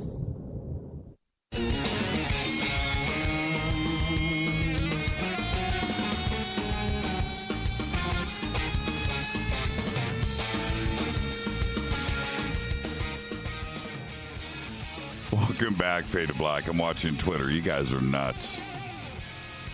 I'm serious. Chicken bones out the window. I'm done with the chicken bone. You know what's funny? Well, our guest tonight's William Henry, and William at the Met. Rita and I were walking through. Spent a day in the Egyptian wing, and they had this. I don't know what to call it, but there's a word for it. It looks like a tombstone, right? And it's and it's covered with hieroglyphs, and it's beautiful. It's black granite. There was two of them sitting there, and I'm going to say 4 feet tall, maybe a foot to 2 feet wide, with a round top on it, and there it is. They're beautiful. They're perfect. They're mesmerizing, and you're just looking, and you're like, man. You know, and then in the middle, in between the two of those things, they had the tools that were used, right? and there was a copper, looked like a long nail, really pointed end, almost like a needle, right? With some hemp or something wrapped around it for the handle section. Then they had a little mini copper chisel, I don't know, 6 inches long, copper chisel, right? And a stone round ball hammer, right? It's just like, and you're looking at these two beautiful carvings, and you're looking at those tools, and it's NFW, man. It's just like, stop with this. And what do you think? Why do they want to push that dogma on us? Why do they? We're smarter than that now. Maybe 100 years ago, 200 years ago, we can buy into it a little bit because we don't know for the better. But today, no. Yeah, I mean, there's a spot in Karnak where there's a beautiful red granite pillar.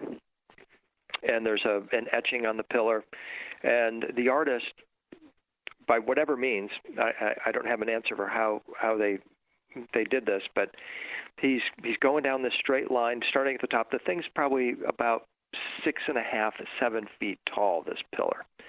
And he starts up at the top, and he's got a straight line going for about 5 feet. And then all of a sudden he goes off track, and he creates this little kind of hump. And then he gets right back on track about 3-4 inches later. And you realize, okay, this guy, he's just cruising along, clicking very fast, going down with whatever tool or instrument he's using, and all of a sudden he gets distracted, makes a mistake, and gets right back on track.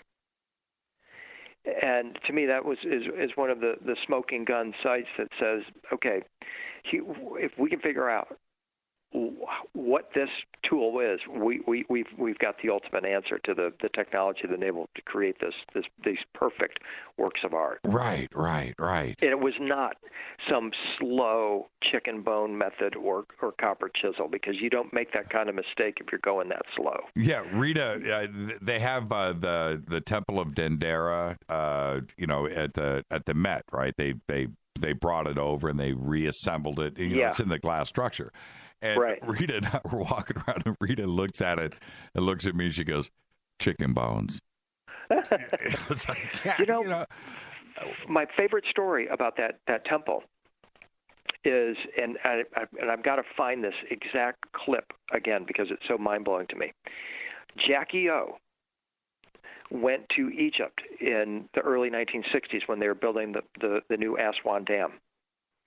And the Kennedy administration was very instrumental in helping to get the funding through UNESCO and so forth. And they gifted her and the United States with that temple, and they had it disassembled because she looked at it and she said, and the guide that was with her said that Jackie O looked at that temple and said, "That's my temple."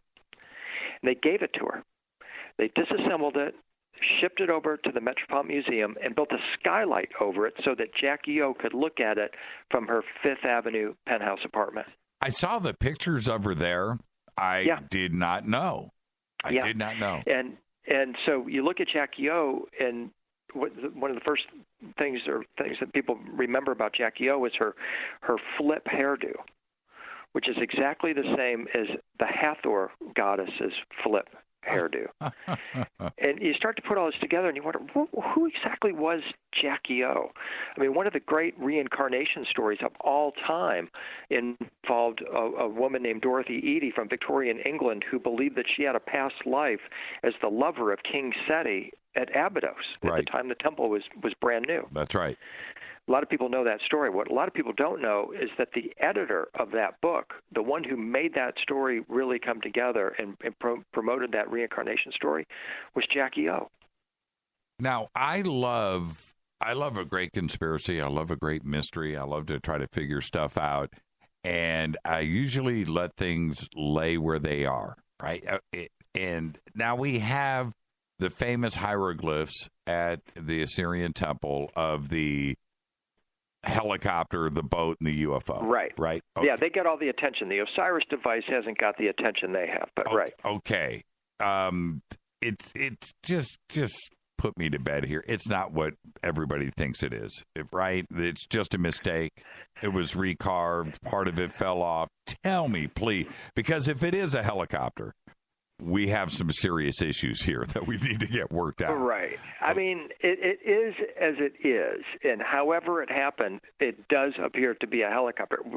Did they originally intend it to be a helicopter and a tank? I don't think so. No.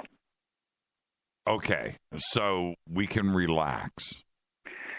Yeah, I think that was one of those early 1990s kind of great stories that really caught hold, and now everybody goes there to specifically to see that. And the guards at the temple and the guides are like, "What?" But because there's so much more there to see than just the tank and the helicopter. But they do appear to resemble it. But it is definitely, I would say, by accident. It's pure synchronicity that manifested. Yeah, and they're all grouped together. They're pointing in the same direction. They look like advanced technology, and it is freaky to look at. And I get it because I see the same things that everybody else does. Right. But it can't be that. You know what I mean? I would love for it to be, but no. But and that's part of the fun and the romance, if you will, of Abydos. I tell you, I'm sure there's a lot more to be discovered at Abydos. We had another guide that told us right after or during the revolution, actually in 2011, that there were several huge trucks that drove out into the desert with heavy digging equipment and heavily armed, and spent 3 days out there in what's called Pega the Gap, which is where the Osiris, the head of Osiris, was said to be buried, and where people would want to have their tombs, and spent several days out there digging and hauled out something that they drove away with under cover of darkness, and whatever it was covered with the tarp. I want to, there's a couple of things I want to get to before we wrap things up tonight. And again, thank you for this. You know how much I enjoy this. Oh, my pleasure. Thank you, Jimmy. Is the King's List. Now, when you go and you look at the King's List, and a lot has been made of it, I'm glad that it's there. Certainly, there is things there that we would have never known. I'm glad it is there. But putting a timeline, going back to Namur and Mene, and saying 3100 BC based off of this, I think is a bunch of hogwash, because we don't know the timing of anything. And that was done at, 300 BC, right? The King's List? Yes. No, it would have been more like 1400 BC. Okay, 1400 BC. I see. I don't know everything, but it doesn't change anything. You know what I mean? What I'm saying is they're basing this 31 BC number and Mene and Namur off of this King's List. Could that King's List represent 50,000 years? That is definitely possible, and that is one of the intriguing possibilities of it, that it does, in fact, extend back tens of thousands of years. I mean, and when you look at it, and there's a lot of information there. There's a lot of dynastic periods there, but how can you look at that and deduce a timeline? You can't, can you? No. But people do, and stories catch on, and it just catches forward or moves forward, and that's where you have to really take a look at it and say, is this the direction I want to go? I mean, you have to remember too that King's List is important for another reason, because they completely eliminated the 18th dynasty from Akhenaten, Tutankhamun, Hatshepsut, just got rid of that whole dynasty as if it didn't exist. And so there's actually the two mysteries of the possibility that the King's List does go back to something like 40,000 years or so, but also pointing out this very important bit of history where they tried to eliminate the rebel king Akhenaten and knowledge of Akhenaten and Tutankhamun as well. And correct me if I'm wrong, but this 3100 BC number going back to Dynasty 1 all comes off of this King's List. And also the archaeological dating of some of the findings that they have made at Abydos. They take, that's where they establish that date as well. Yeah, exactly. Which is an important date, because that's when you have the beginning of the Mayan calendar. That's when Krishna was supposed to have been on Earth. So you have this as the starting of a new cycle of human civilization. Now I want to kind of jump forward to the Valley of the Kings, and I think that is one of the most important sites too. It's talked about maybe with tourism, but it's not as much with mythology or alternative thinking. It is what it is, right?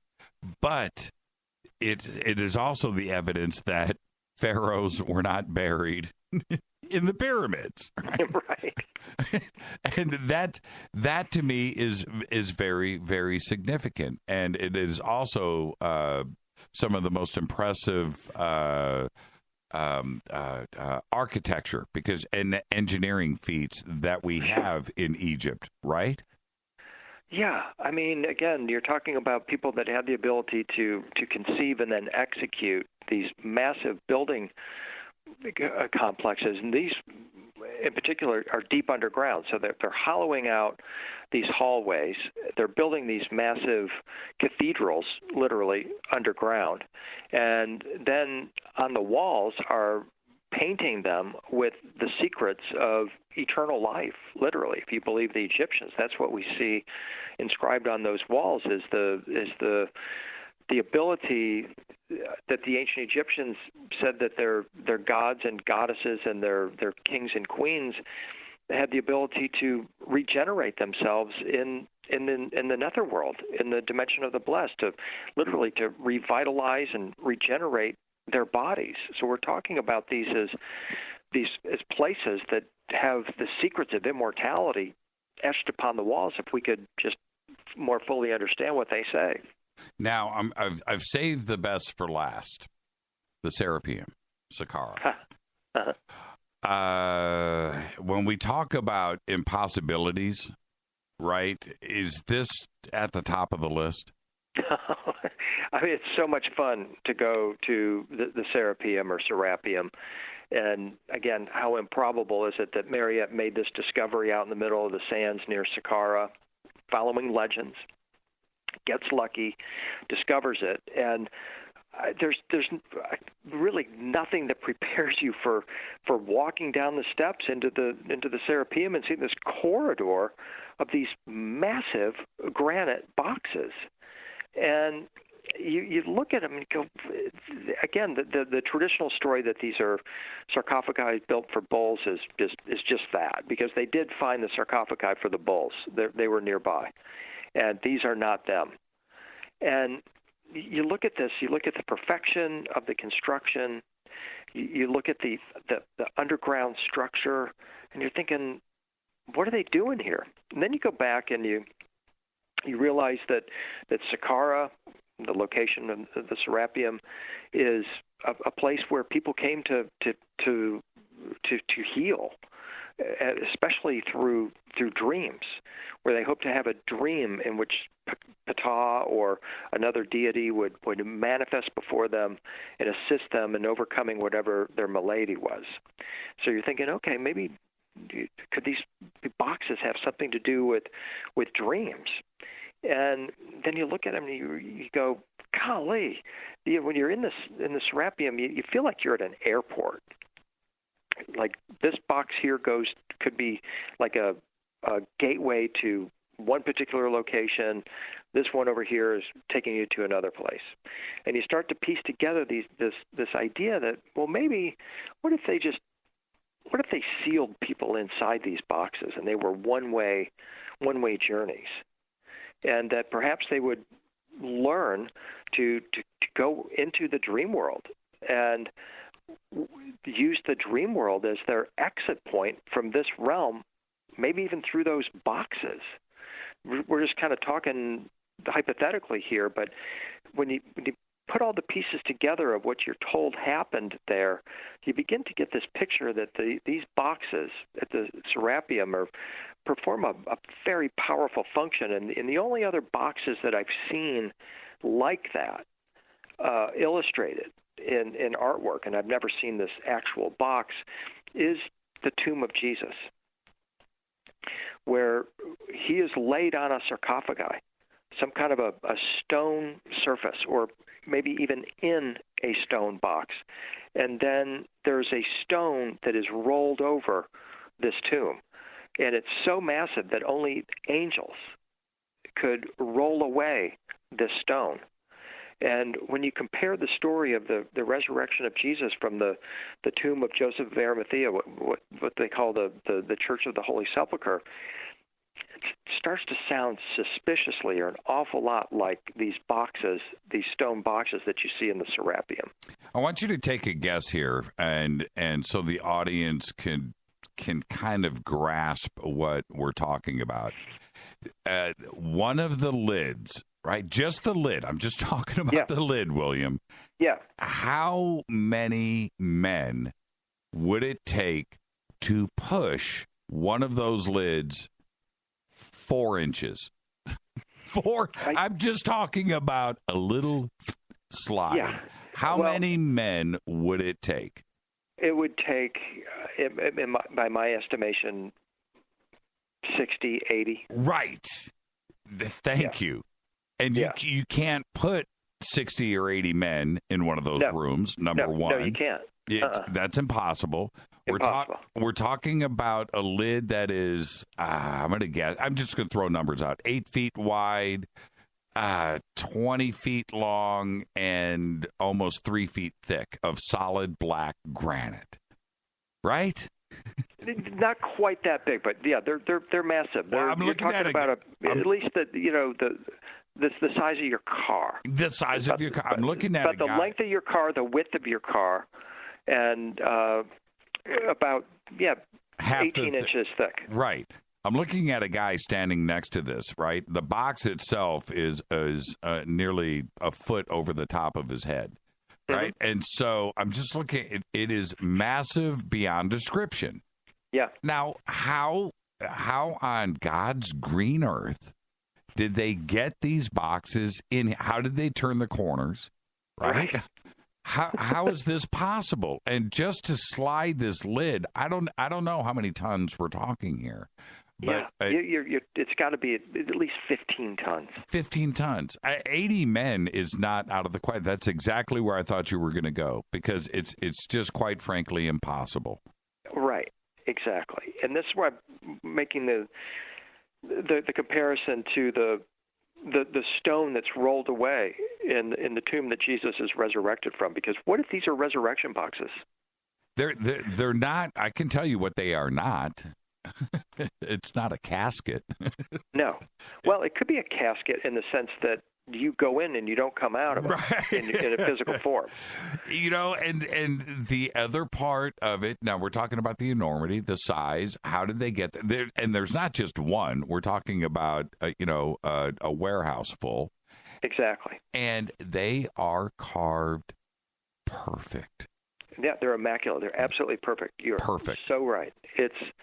And you can feel it for yourself. You can see it. And again, the sky's the limit in terms of what we're actually dealing with these things.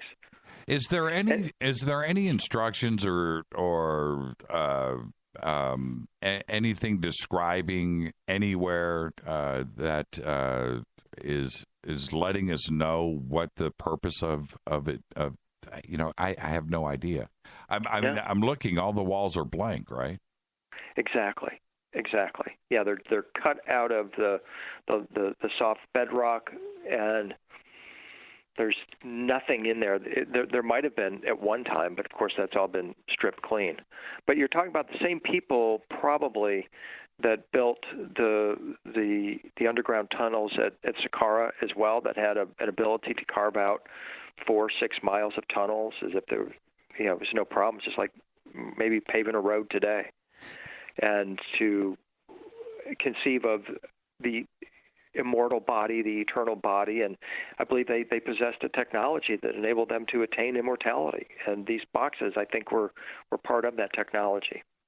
Unbelievable. And now, when let's wrap up with this, but I have to ask: when you walk inside, and because Saqqara, we talk about Luxor, we talk about Karnak, and we talk about these other phenomenal places, and they're all amazing. But what happens to you when you walk in here? I mean, if the Great Pyramid is a machine, well, there is something going on here too. We don't know. What happens to you? Does your heartbeat change? What goes on? Oh, yeah, absolutely. You turn into a kid again. Is what happens to me, and what often happens in our group, where people just suddenly you're so excited, your childlike wonder is totally ignited, and everything becomes possible. And that's what makes it so much fun to take people to this place, because you can talk about it all day long, but until you actually are standing in front of them, that's when you get that's when your personal connection happens with it, and now you're invested because now you got to know what happened here. Did they have some kind of sound or vibration that would activate these boxes? Is this one slightly different because if you hopped in this box, you're headed for the Pleiades, and if you go over to this one over here, you're going to Orion. I mean, all of these things are suddenly put on the table, and now you're in the magical universe of the ancient Egyptians. And this is what I meant to ask you earlier. I can't believe I let this one go. When we look at the quality, you get up to, the Greek periods and the Roman periods, things were slipping drastically. But you go back to 3000 BC and 2900 and so forth, and you move forward. The best stuff is the oldest.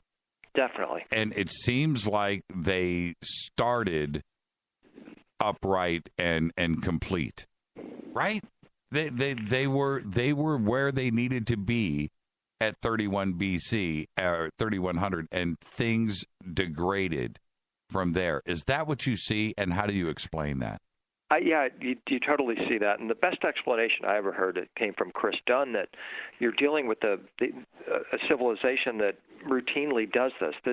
These artifacts that we see, all these boxes, these statues, these aren't one-offs. This is a civilization that maybe does this from planet to planet to planet. And what we are the benefactors of that ultimate civilization that we're trying to reconnect with and ultimately become ourselves. When are you going back to Egypt? We are going February 20th through March 6th. And do you have room? Yes, we have room, and we'd love to have anybody that would like to join us to contact me through my website, williamhenry.net. Our tour is called Sacred Egypt, and you can request a tour brochure. We'll send it right out to you. We'd love to have anybody join us. Is there any questions of safety when you go there now? I mean, is that an issue for you? No, it hasn't been for the past few years. I mean, we had that. We had the revolution happen, and then after that, I've been going to Egypt every year since then, and safety is simply not an issue. It's a media perception, really, and we take it very seriously. I mean, I have a friend who's former military intelligence, and he keeps me up to speed on when to go, when not to go, and he's always sending me some of these dark scenarios and that, and we canceled the Turkey tour in part because of his advice.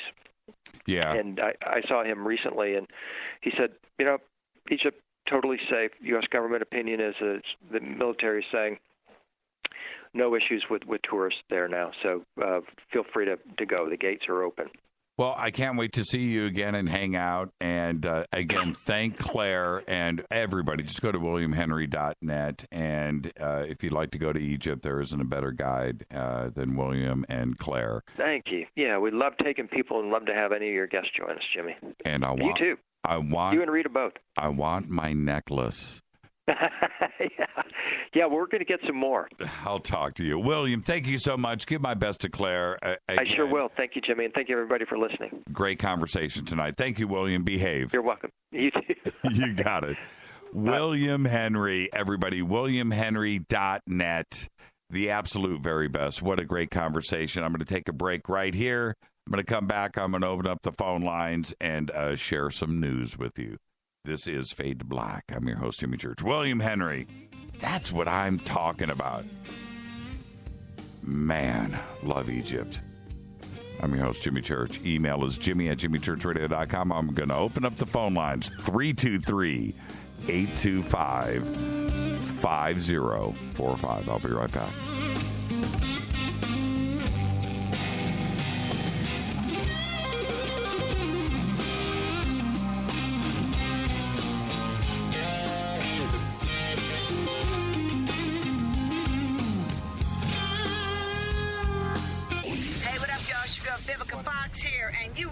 To my boy, Jimmy Church, on jimmychurchradio.com.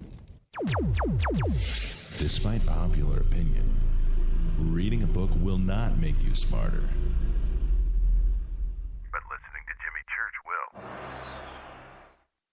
Does your basement or crawl space have a damp, musty smell? Well, watch out. That's a sign of too much moisture and not enough ventilation. And that can mean increased mold growth and the buildup of harmful toxins and gases. Don't bother with a dehumidifier. It just circulates the same unhealthy air. Now there's a better way to remove these dangers and odors. It's with the computerized Wave Moisture Control Unit that reduces moisture and expels pollutants. We replaced our old dehumidifier with the Wave unit, and in only 3 weeks, our basement is dry and the musty smell is gone. Wave units require no maintenance, no buckets of water or filters, and costs only pennies a day to run. Breathe better, live healthier with an affordable, no-maintenance Wave unit. Call 888-618-WAVE, 888-618-WAVE, or visit mydryhome.com. mydryhome.com. Ride the wave. Wave Home Solutions for a healthy, comfortable home. What's up, Fadernauts? Studio Dome loves Fade to Black and the F2B audience so much that they have put together the ultimate stereo Bluetooth system. They've done it just for you. Man, check this out. The Studio Dome SBB2 stereo system is here. It's featuring 2 Studio Boombox 2 SBB2 wireless Bluetooth speakers, packed in its own custom hardshell case. This Studio Dome system features the very latest in stereo Bluetooth technology. The 2 full-range boomboxes are in true wireless stereo. You've got to hear this. It's amazing. It's just $129, and use the promo code JCRTWS, and you'll also get free shipping. It's simple. Just go to jimmychurchradio.com, click on the Studio Dome banner. Go Beckley Teppy. This is Kristen, Erica, Brittany, Gabby, and you're listening to JimmyChurchRadio.com. It's not a lifestyle we chose. We were born this way. KGRARadio.com.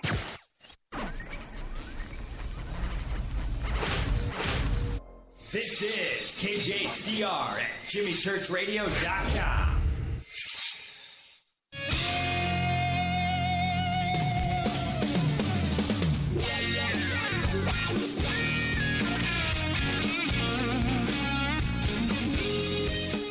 All right, welcome back, Fade to Black.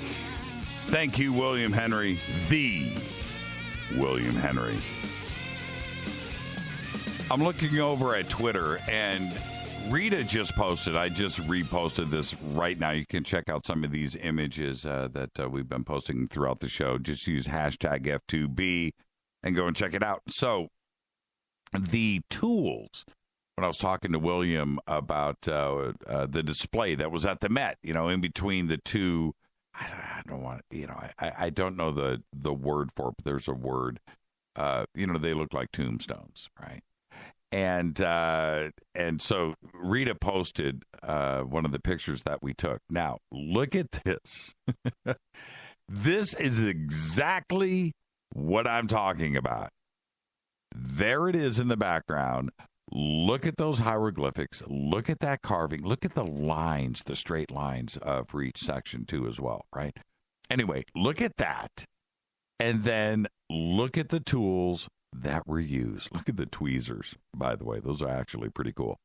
And you can see there's the copper needle thing that I was talking about. That's right there. Your stone hammer, right? There it is. There's a sheath that you put the knives in. I guess that's what you would call those. Anyway, so here you are at the Met, and you're looking at, and they're, and they literally have a little card there that says, okay, these are the tools that were used to carve this, and they were found together on the same site, and so this is our proof that this is how these were carved, and this is the artist, and this is his tools, and this is what he was working on. And you read and you look, and I'm serious, that these tools did not make that. It's impossible. It's utterly and totally impossible. I don't know how it was done, but it wasn't done with those. But yet that's exactly, and it's the Met, and people, we depend on the Met. The Met is there. The Met is the real deal. It's great. It is so legit and amazing. So you take things at face value. It's in a museum. It's right there. The card says blah, blah, blah, right? And here it is. It's no, it's impossible. One of my favorite things, yeah, I see that. One of the things that we saw there that still messes with my head, I may have mentioned this before, but messes with my head. There's a display of 3 mummies, and they were, Rita has to help me, I think they were 3 sisters. I think that's the deal. But they were royalty of some kind, right? Of a family. 3 of them, all buried at the same time. And there is a card there that says, and it's ridiculous, it's like 2500 BC, right? Just some crazy number. And okay, all right, and you're looking at the mummies, you're looking at the sarcophagus, and there's like 3 of those, and, one goes inside of the other, and they're painted, and they're, okay, all right. But it's not that. It's what was on their feet. And it says there on the card that these were funeral sandals. 2500 BC, funeral sandals. But they weren't sandals. They were gold. And the bottoms of the sandals, the sole, was solid gold, but I'm going to guess here and say a 32nd of an inch thick. Right? Not a 16th, thinner than that, like paper thin. And perfect soles to sandals, shape and everything. And you're looking and you're like, now, how did they make 2500 BC working metal like that? I know it's gold. I get that, but they are perfect. And then you take another look and you have the thong part that goes in between your toes, right? And comes back and is connected to these sandals that were on the mummy's feet. And the braiding and the artistry that is done in gold with this, and it's coming back and connected to the flat soles that I'm talking about. You have never seen beauty in your life like these sandals. And they have 3 pairs. They have 3 mummies. Rita, do you have a picture of, can you post the sandals? Please post those. You look at these and there is, I can't explain it. I really can't put it into words. So Dino's calling in. What's up, Dino? Oh, hi. How you doing? Those sandals are really great. But I wanted to mention that when William was on, when the King Tut exhibit, he was talking about bringing the energy with them, whatever the artifacts were, and no matter where they were. Well, when they came to the De Young Museum in San Francisco back in the, I think it was the late 70s, this really happened. It was at nighttime, the museum was shut down. They had lifetime guards. All-night guards watching the place, security. And one security guard just was doing his rounds, and he walked up to I believe it was the death mask of Tutankhamun that was behind a glass shield, and he was just checking it out. He said he was just looking at it, and he ended up having a heart attack right there.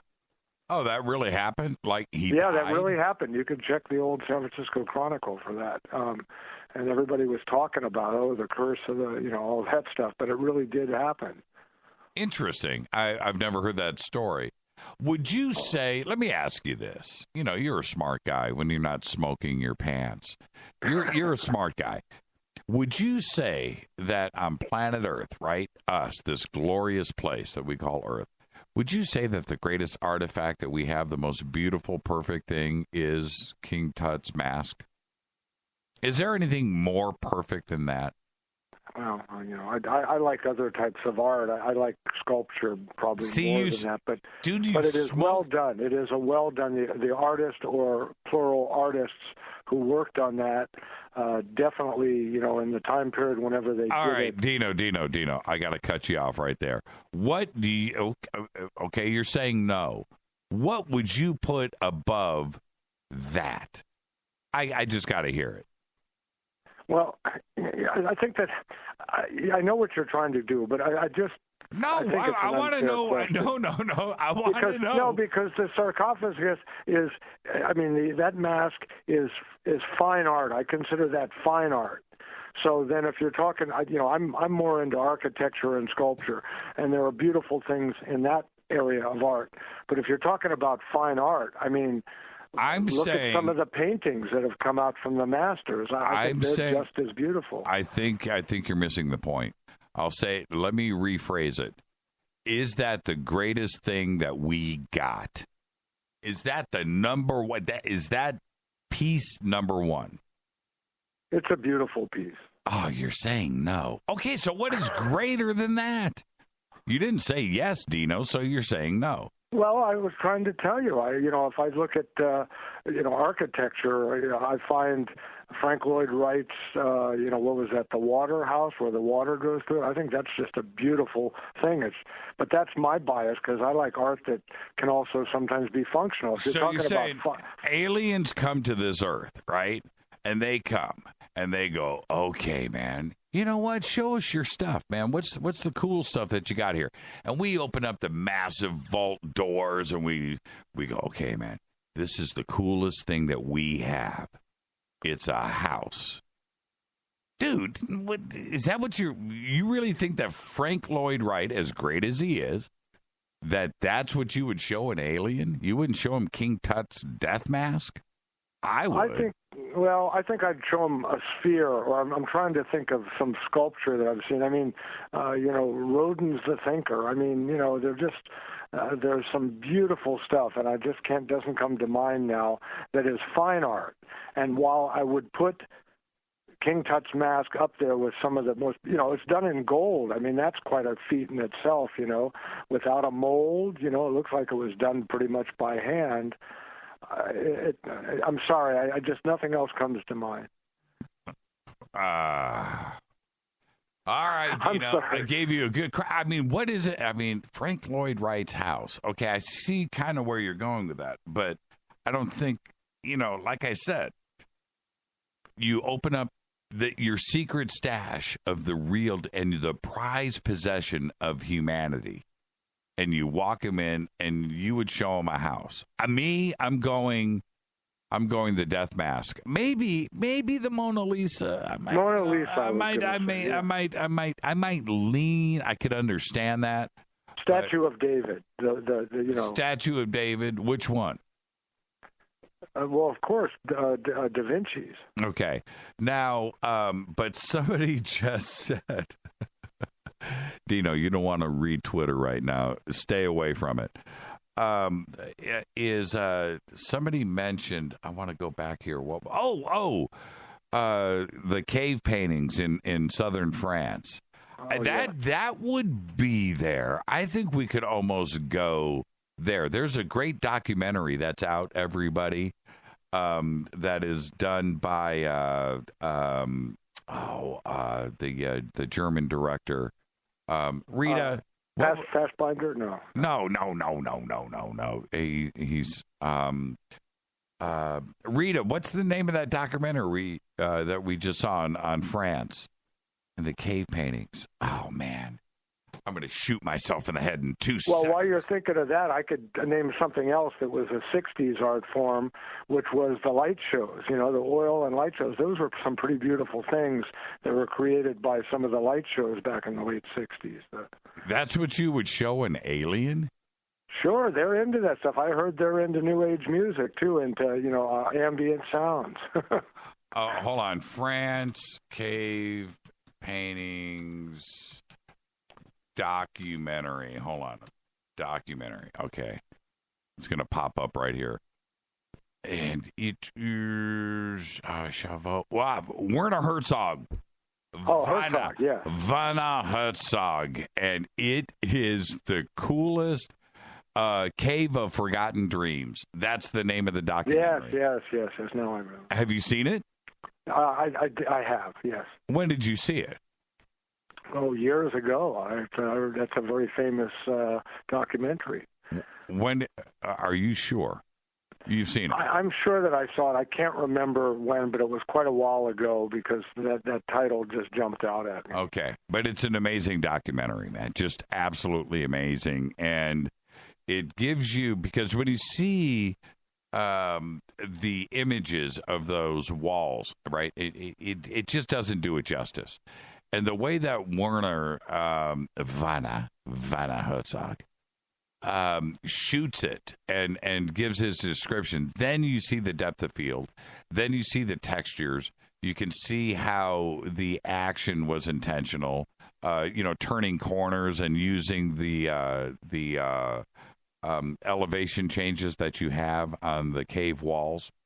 Oh yeah, and the beautiful natural pigments that they use, they're just vibrant. They look like they were painted yesterday, Yeah. So anyway, all right. And they ground their own stuff. But before we go, I don't think anything has been mentioned all week since we've been back about not one but two satellite probes. One from the European Space Agency that was so well done and was right there, and then it crashed into Mars. And then within a day or something, the Jupiter probe went offline.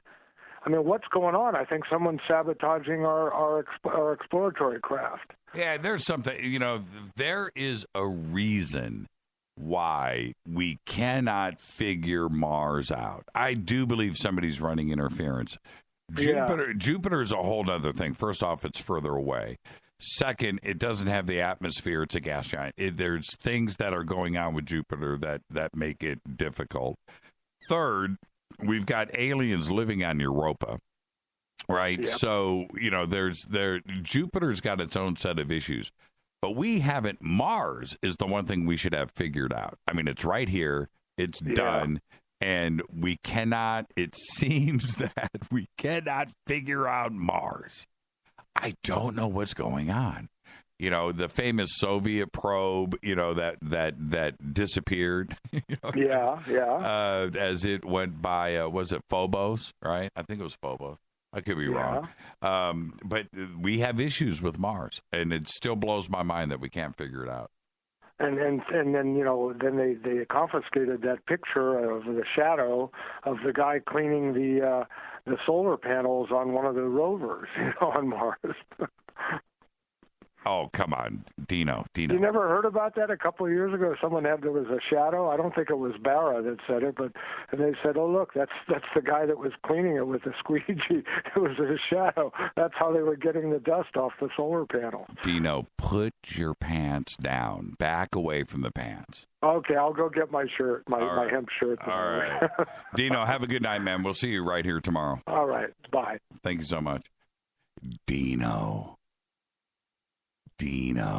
Governments pay a significant price when they disrupt access and connectivity to the internet because such shutdowns undermine economic growth, jeopardize lives, and erode confidence. Now listen to me. Between July 1st, 2015 and June 30th, 2016, 81 temporary internet blackouts in 19 countries cost those economies at least $2.4 billion. Now, the study has just come out. It's from Brookings. And the figure is a conservative estimate, as it doesn't include lost tax revenue or loss of trust from investors and consumers and businesses. But from Egypt's 5-day shutdown, with the internet during, and William and I were just talking about this, the Arab Spring back in 2011. That right there, they're guesstimating, well, if you look at all of it, during that presidential election in the spring of 2015, governments are increasingly interfering with normal online operations. The number of such disruptions has risen to 111 in 2010 from 1 in 1995. 1. Back when things were fragile. 110 in 2010. Now, I want you to listen to a couple of things. India suffered the biggest impact, valued over $968 million. North Korea was the lowest at $313,000. And there have been 14 shutdowns of national apps such as Twitter or Facebook, which was the most costly type of disruption at $1.04 billion. There were 36 instances of nationwide internet access cutoff, making that the most frequent type of disruption. Now, India, 70 days. Saudi Arabia, 45 days. Morocco, 182 days. Right? Iraq, 2 days of disruption. Brazil, 5. The Republic of Congo, 15. Pakistan, just 4 days. Bangladesh, 25 days. Syria, a full year, by the way. They don't have any internet access. 348 days. Turkey, 2 days. 2 days of interruption. That's it. Algeria, 6. Vietnam coming in strong with 4. Ethiopia, 30. Right? It's incredible. Chad, 1 day. Uganda, 5. Bahrain, 8. Libya, are you ready?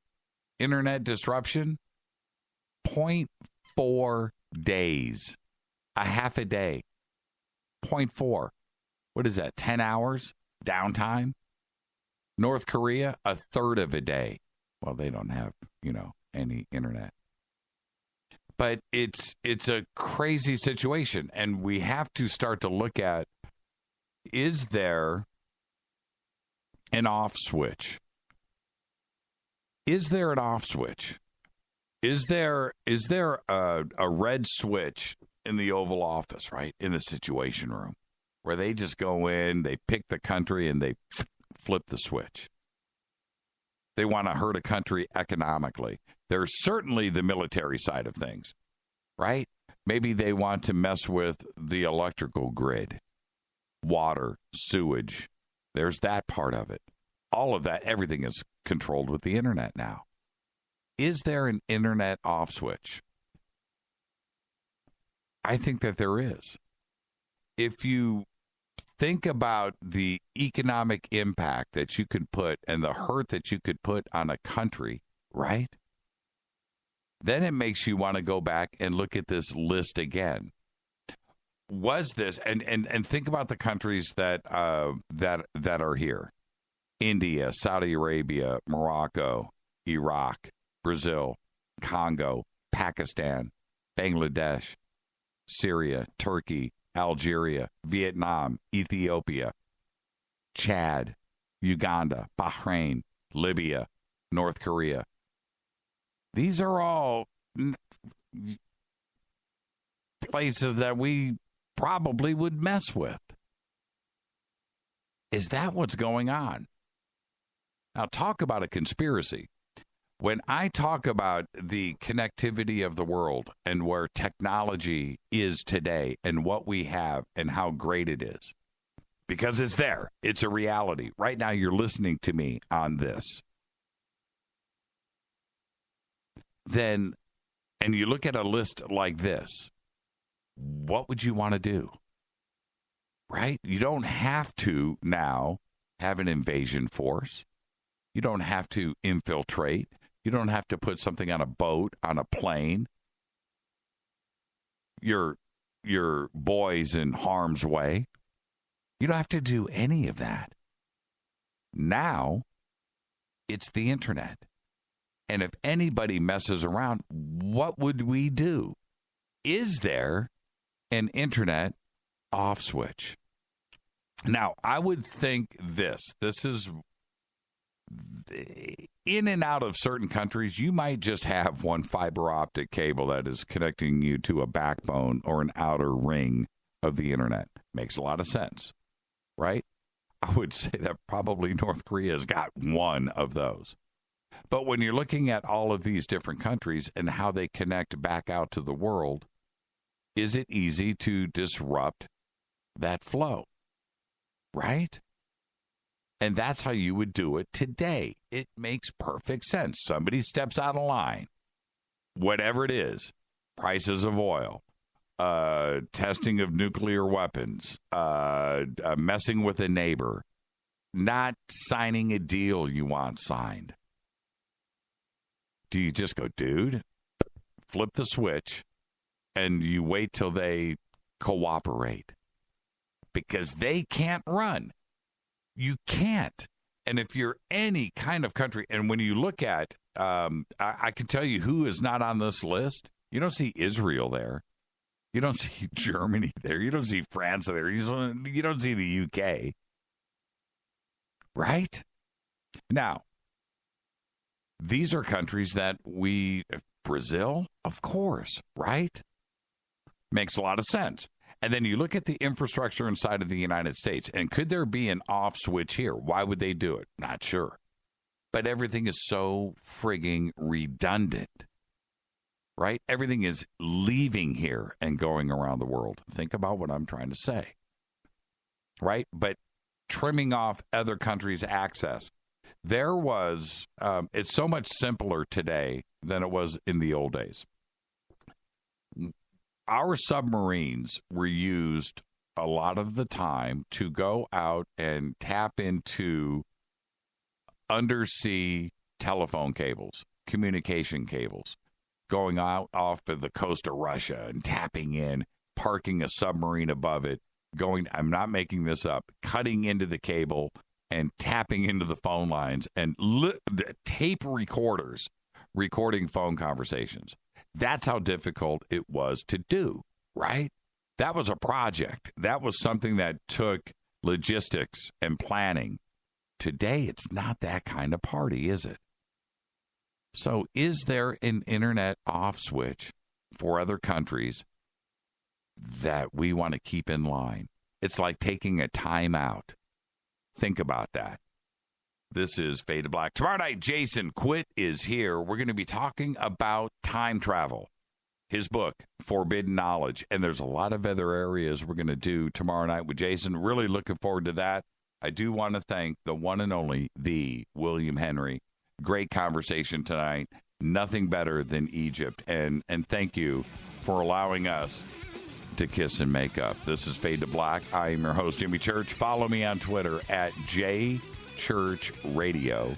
Fade to Black's executive producer is Rita Kamarian. Show is produced by Hilton J. Paul, Mark T. Kovar, LJ3, Renee, Mark Dunbar, Jonas. Thank you, Dennis. Thank you, Bob. Announcers are Steve Harder, Gene Vitoa, Mark D. Kovar. Fady by Dale. Webmaster is Drew the Geek. Music, Doug Aldrich. Intro, Spaceboy. SpaceboyMusic.com. Fade to Black is produced by KJCR for the Game Changer Network. Syndication is KGRA, The Planet. This broadcast is owned and copyrighted 2016 by Fade to Black and the Game Changer Network. It cannot be rebroadcast, downloaded, copied, or used anywhere in the known universe without written permission from Fade to Black or the Game Changer Network. I'm your host, Jimmy Church. I want everybody to be safe. Go Backley Tappy.